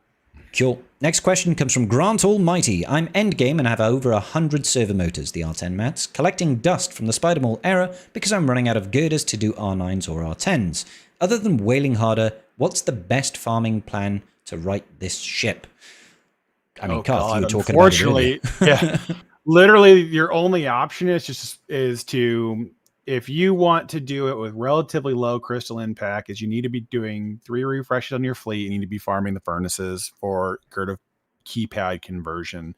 That's pretty much the best way to go around getting Gerdas, because unfortunately everything else is just, the currency is better spent elsewhere.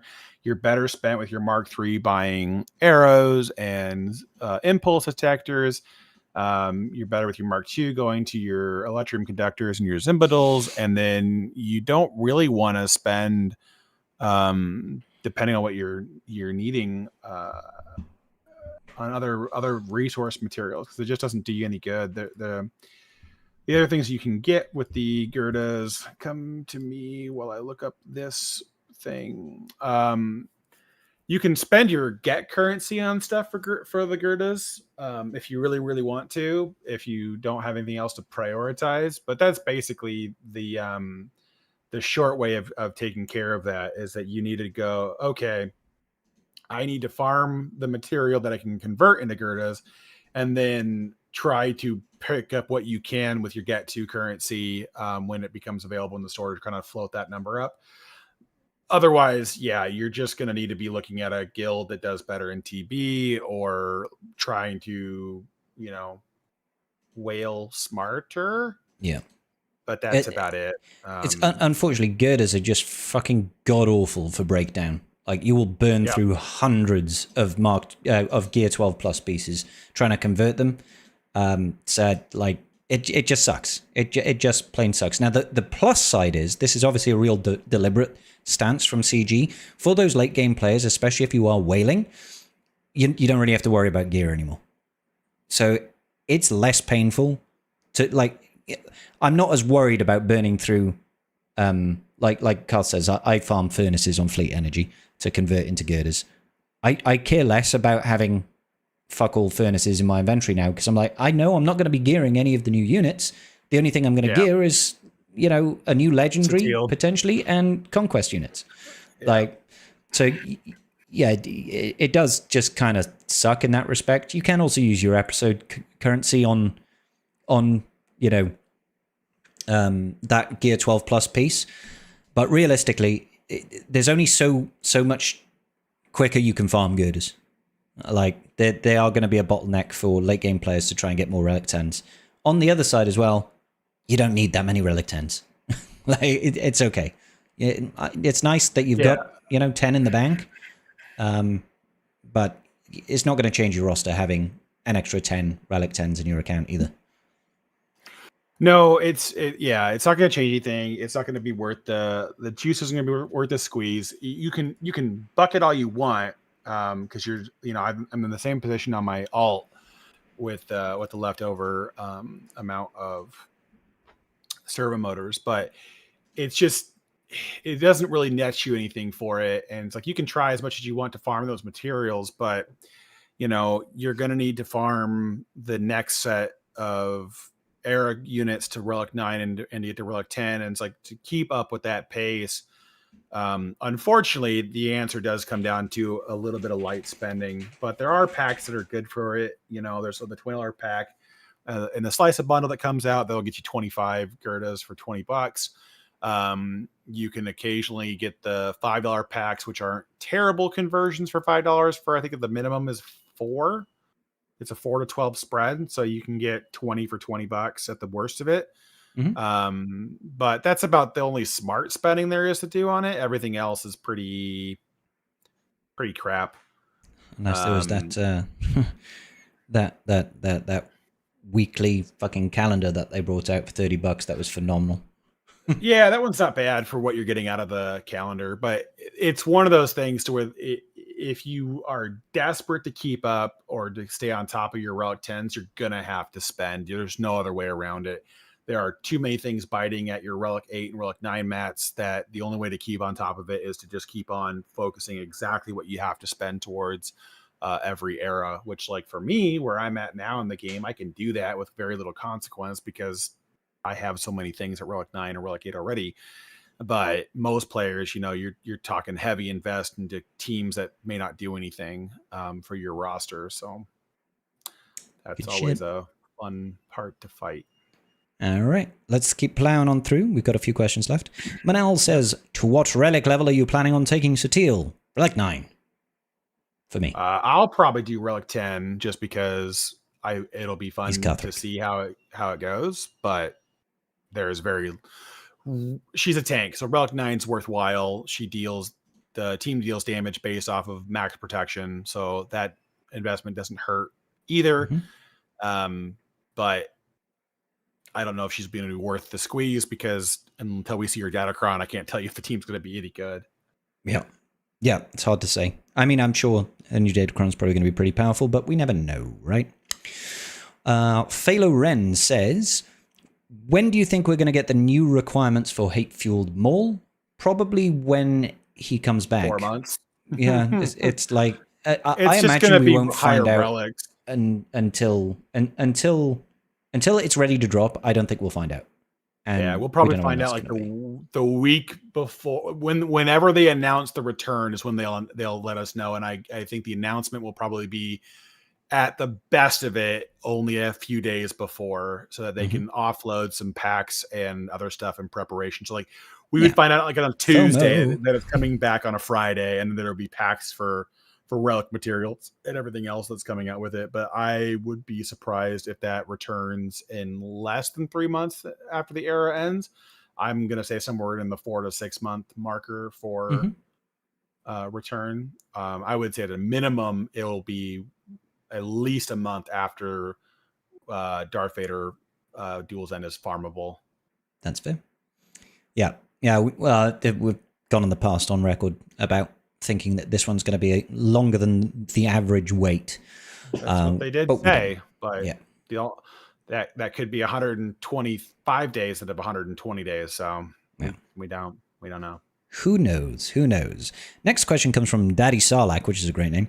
Hey, can we spice up the next Tribe Talks? Maybe. I'm thinking you have to eat a chili and then answer the next question. Start off super light and get hotter as you go. You want to do hot wings? You want to do hot ones? Tribe Talks hot ones? Yeah, I'm down to do that.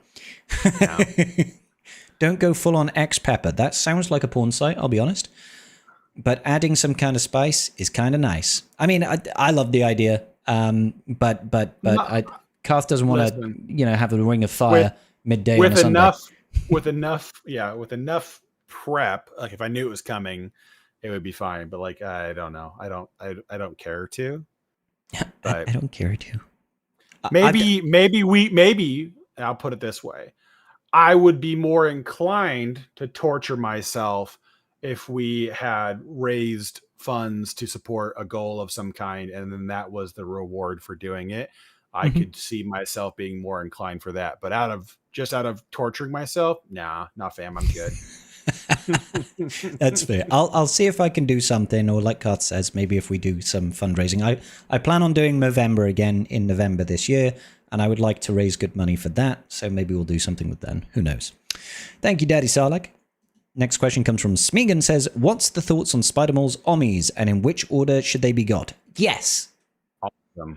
Yes. As fast as you can. Yes. There is no bad Ommies, in my opinion. I want to say the uniques first, right? Or I need to remind myself. Let me get him up. But he's all TW, so you can kind of ignore it if you don't really care for it. But I want to say it's always the unique first, and then you just get to pick the specials. I mean, the Howl, it only really increases cooldowns. Infinite ditch 4 times. Stacks Bleed, Dispel until he has 30 more stacks than Dramatis. I mean, I imagine unique, special 1, and then special 2. And I do agree with Karth. They are TW Omicrons, so a lot of people can just ignore it and you'll be fine. So live a happier life. Yeah. If you're strapped on Ommies, TW is really not that important. But if you had to do them, it would be unique, special 1, special 2. Yep. Okay. Roy's coming in with a question, and he says, been a long time since I asked this question. Karth, I think we already know. Right? I think we know. Skeleton Crew is a no-go anymore. But what would you recommend? But do you recommend what you have seen lately? What have you watched lately, Karth? And do you recommend? I started watching the new season of Scrubs. Oh, is it? And it's not bad, but it's like it suffers from whatever every show that has gone a long time without, is that you're trying to pick up on plot points that are 20 years old. And so it's like we kind of have to like reestablish. And so there's 9 episodes in this first season. So it's kind of like if you can wait till all 9 are out, you'll probably enjoy the show a bit more, because otherwise you have just too much time to stew on, well, why did that change? What happened here? What's going on over there? Like you get just too much time, because they'll answer the questions in the next episode. But I've enjoyed it. I found it fun because it was kind of being kind of growing up with that, and then living in that middle point where I understand the world in which that the show occurred in, and then them trying to make the show now and trying to make the jokes about the newer generations and how they live their lives. I found that humorous, that they kind of just leaned into that motif a little bit. So I found it worth the watch so far, but I've only got the first 2 episodes, and I think they just released another one this week that I haven't gone back and watched yet. But it's been fine. My only question for you on this, Karth, is have they changed the intro music? It used to be I'm No Superman, right? Yeah, I think it's still I'm No Superman. But they definitely changed the intro, and I would expect so in the characters, but that was to be expected. Yeah. But yeah, I believe it's still the same song. It might have a slightly different pacing, but I believe it's the same. I don't remember off the top of my head anymore. Fair. But yeah. Anyway. So I haven't watched anything new, I don't think. At all. I don't often have time to sit down and watch a TV show. I will watch Maul Shadowlord in a month. And I'll let you know then. Second question, Datacrons. Any thoughts in the difference in free versus purchased FTCs? I think it's weird. I did a whole video on it, so I think it's a weird shot to give slightly better stats to one of the FTCs. But I also feel like the cost is so outlandishly high that it's just not ever really going to be an issue, you know? Nope. I think it's literally just targeting people that don't have good enough access to Conquest. And they're just trying to sweeten the pot a little bit. And then you have the people that literally go, new pack in store, press buy now. Yes. And that's not actually Karth. That isn't actually Karth. He's very particular. I am very particular with those. Yeah. And finally, what new team surprised you the most from the last era, except getting Spider-Maul? Do you expect the same impact with this era of characters? I don't actually expect the same impact. No. Well, the new ones' mechanics are so convoluted that I don't, without being able to run Cassian lead, I don't know what I'll be able to do with it, because it just has so many moving compartments that are like, you got to have this debuff inflicted, and then if you attack them with this debuff inflicted, you get this thing. It's like, but it's almost impossible, because it's like it's only 1 turn, but it's 2 turns into Cassian. So it's like there's so many things that we can't really test out until we have the full team available to play. Yeah, that undermine debuff right now just feels completely pointless. Yeah. It's like you're never going to actually do anything to somebody with the only thing I don't like about it from a GAC perspective is the forced deleting of a character was going to cost you 3 banners. Yeah. So it's like, if it's not an ironclad win and the alternates are less efficient, then that's the only way to use it. I don't know if I get why they did it. I just don't love sacrificing banners in GAC if I don't have to. No. But out of this last era, I think the team I've had the most fun with has been Omicron Admiral Akbar with with Chupio, Princess Leia, Stormtrooper Luke, and Stormtrooper Han. So it's funny. Is that using Akbar lead? Is it? Yeah, Akbar lead with Chupio on the team. And what are you taking that against, or are you putting that on defense? I'm putting it on defense, and it's getting holds, which I find hilarious. That is hilarious.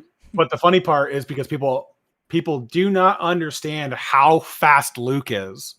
He's really fucking quick. I'm running Luke quickly, but under Akbar and being with Leia and Han, he gets a plus 50 speed. So my Luke is 427 speed. Nice. Yeah. So if you're not coming at that with a 25% turn meter cron, that team's moving first. And then the fun part is that team doesn't stop moving for a fat minute, because there is so much TM generation under the Akbar Ami, getting the buffs and then expiring, and getting the buffs and then expiring. Leia just sits there looping, and then Chupio is just assisting the entire time. It's really funny to watch. It's not like it's unstoppable, but it catches a lot of people off guard. I think they had the same thing with the Wookiees, that they're not like a good team, but like I went in there with Reva and got like just attritioned out of the fight. Nice. Like just slowly lost versus the Wookiees, because I could not. Once I lost Grand Inquisitor, I just couldn't do anything else, and it's just like, Yeah. well, that was Wookiees are kind of nutty. Yeah, they just have a lot of loop and a lot of attacks at a turn, and just the cron gives a lot of annoying things. So, anyways, it's a they've not done anything like outlandish, like they're slapping down GLs, but I have found them to be funny to encounter because they are more powerful than I gave them credit for when we had first seen them inside of the Era system. I've just sort of thrown them on defense and hope for the best. I'd say that the team that surprised me the most is Asajj, in that I thought it was going to be fucking great, and it is like fucking disappointing. As every time I've used it, I've just been like, oh, okay, this it doesn't feel very good. It reminds me of reminds me actually a lot of Balon. The team has to move. If the team does not move, it does nothing. Yeah, and that's usually what happens. Just get stomped too quickly. Yeah. Well, there was somebody who fought my Asajj team and recorded it and put it up to YouTube, and they used Balon against the team, and they didn't check the modding beforehand, and so my team ended up taking a turn, and then literally in the next 10 seconds between Forlom and Asajj, the entire team is gone. Nice. And just watching the guy's reaction of like, what the fuck? What the fuck? What the fuck? Just like, it felt really good. It was unfortunately on my ult, so it wasn't quite the moment achievement, but it was funny to see, just to have that play out of just watching it actually do the thing it's supposed to do. But it is one of those teams that without any real turn meter generation, you need good mods to get Zuckuss to take that turn, to get the turn meter going and the team to start running. And then once it goes, it's great. But it suffers from that capability without that generation. The weird thing is, I this might be odd, but I genuinely think Zuckuss lead with Zuckuss's Datacron is better than the Asajj FTC. I feel like it performs better. Like Zuckuss is level 9 with the offense level 6, and can't remember what the level 3 is. That the amount of damage output that has and the mass assisting is actually fucking crazy. It actually does a lot of work, but because like I've done that, and you can nuke down GL layer in seconds before they can really do anything, which is wild. But then you usually lose against the rest of the team, so then it's like, oh. Okay, so just and that's just the weird thing for me. It's like I said, if you can't get out the gate, it will fall over far too quickly. There's not enough protection on the team or a form of crowd control that kind of lets you buy the time that you need to have it. But I mean, I think if you're facing people that are putting a lot more investment into the Zuckuss and Forlom speeds, then that team starts to get really. They hit hard enough to scare the shit out of you. Like Forlom really fucking does. Like, holy shit! Watching him slap down a character to critical health in a short time. You're just basic hits 3 or 4 times, does it? Something like that. 3 times, I want to say. 3 times. Yeah, when that crits and it's doing like 50 to 60k a hit, it's like, oh shit.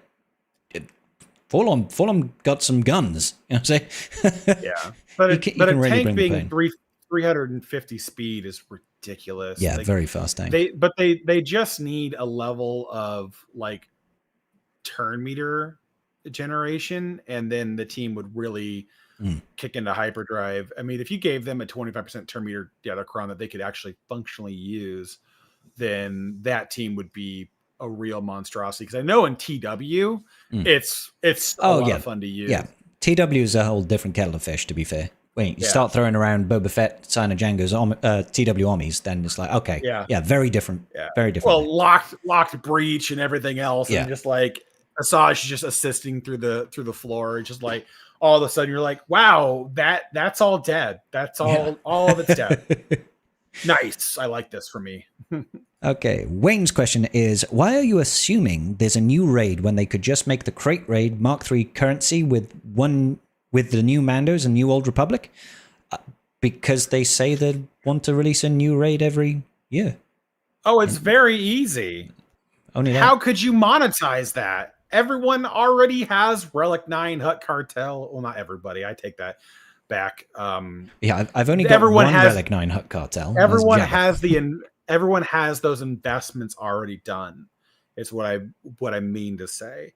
So the purpose of the raids are to monetize roster development. Mhm. So it's only progressively gotten worse as they've continued to release them because they're requiring more and more new characters. The last one being the most egregious form of that, where they sold us 4 out of the 5 teams we were supposed to use. So with one of them maybe being technically farmable, but we don't like Bad Batch because Bad Batch was shitty unless they were Relic 9. Yeah, So we're going to say the awful. Pirate team, the Jedi Vanguard team, the Clone team, essentially were all sold to us to monetize for the raid. And so that's kind of what the status quo has been moving towards.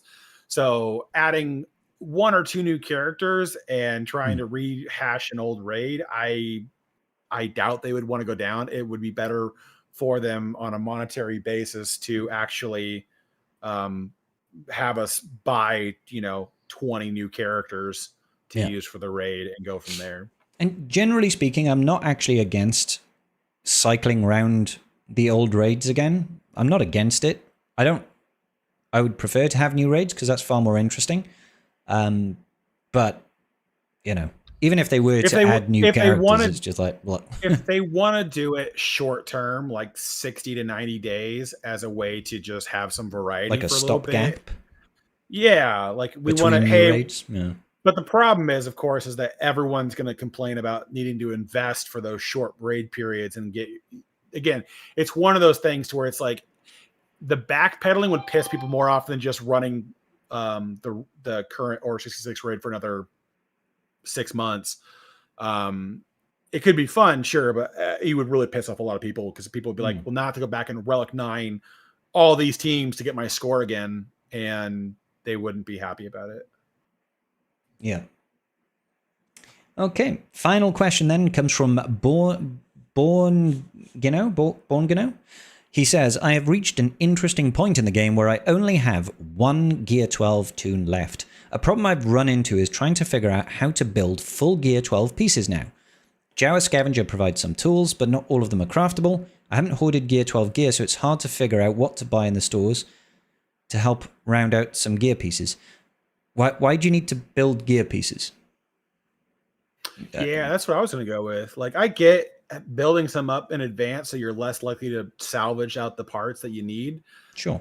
But that's about the only reason I could say that you would want to do that. Otherwise, it is a mechanism of farming that you're going to be forgetting, and it won't change your gameplay at all. It was very common for players to have to think that way when they were building up to Gear 12 or Gear 13, because that's what you had to do. But now that you're past that and everything's going to Relic salvage, it just becomes a mechanic you don't need anymore. You're like, well, it's not really going to matter because I'm getting the new characters at a high enough Relic level that it doesn't matter. So I'm better off just leaving everything as salvage. You just have to kind of keep a low grade track of the 1 or 2 characters that you're going to need. So it's a muscle memory mechanic that is eventually going to fade out into obsolescence, because that's what happens once you quit gearing things to Gear 13. Mine was several years ago.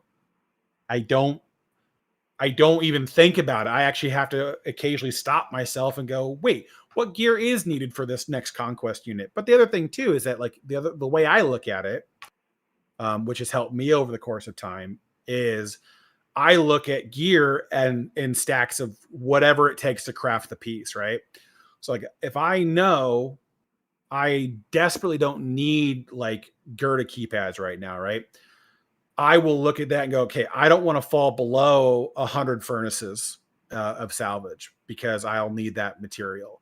And then when you look at the purple pieces that are needed for those pieces, you go, okay, I know I need X amount per stack, and I need 2 of those stacks per gear piece. So I set a threshold of what I don't want to have less than in case I need that gear for another character upcoming. Otherwise, it goes, okay, well, I'll go down to 1 iteration of gear as my floor, and then convert the rest of it into relic material every couple of weeks and call it a day. So usually just think of a mental note of like, hey, you need 50 furnaces to create a furnace, or for the level, the gear 13 plus piece, right? Yeah, it's usually always 50, right, for the big part. Yeah, right? so you go, okay, so I'll need somewhere to between 50 and 100 of these at any given point when I do another gear a character up. So you can either look and see what that is, or just leave that as a threshold of like, unless I absolutely need to dump salvage for relics, we just keep this as my floor. And then that way I always have enough to do the next character. And that's basically what I've done with most of my stuff is I just keep a floor threshold of what's the minimum I want to have at all times, just in case. And then from there, everything above that becomes convert to relic material. Yeah. I guess I just don't, the only time I'm building a gear piece is if I'm looking to convert it in the Jar of Scavengers. So I suppose I only use it that. There are things that I might check in on, key pieces of gear that I'm usually short on, but I'm usually just going through the node. Failing that, it's just when you're gearing a character, you just click on the piece that you're missing. I know it's going to be a little bit different because you're saying you're finishing off your last gear 12 character. Don't know if you're a whale, and are you getting level 80 plus on your new marquee? So do you have to worry about gear in that respect? It becomes a bit of a non-issue, I feel, the longer you play. Because you just end up having a surplus of gear, and provided you don't over crunch it, like Karth was saying, you don't really have to worry about it. Well, we've managed it, Karth. We have gone on for far too long, but we have got through all of our questions. So many questions. So many questions. Which is a good thing. It is a good thing. We like to have questions. We should have noticed it sooner and pivoted earlier, is what I'm saying.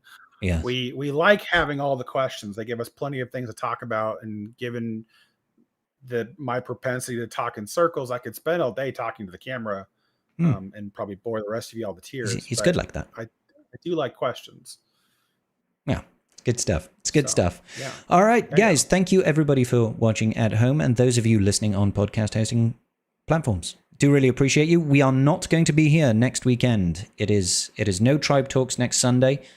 I've got, in the UK at least, it's Mother's Day. I don't think it's Mother's Day in the States. No, right? not yet. No, yeah. Not yet. Okay. So ours is in May. Oh, really? Okay. I want to say. Yeah. April? So we're going to have a 2-week hiatus. Oh, that ruins my joke. I was going to have a joke about doing the spicy one next weekend. Oh. And then by the time we got to the question, I forgot to go with my joke. And then, anyways, it reminded me. Well, now the entire podcast is ruined. Yeah. Next week, we are doing the Hot Ones Tribe Talks. Good stuff. We got you covered. Yeah. Trust, fam. Trust. Yeah. And when you don't see the video uploaded next week, after we would normally have concluded, we're going to just say it was corrupted video and we couldn't upload the file. So I'm sorry in advance for your disappointment. Technical errors, they happen. Hardware failures. I'm a professional streamer, so things will go wrong. All right. Cool. Good stuff. Thank you, everybody. Thank you, Garth. We'll speak soon. Bye, everybody.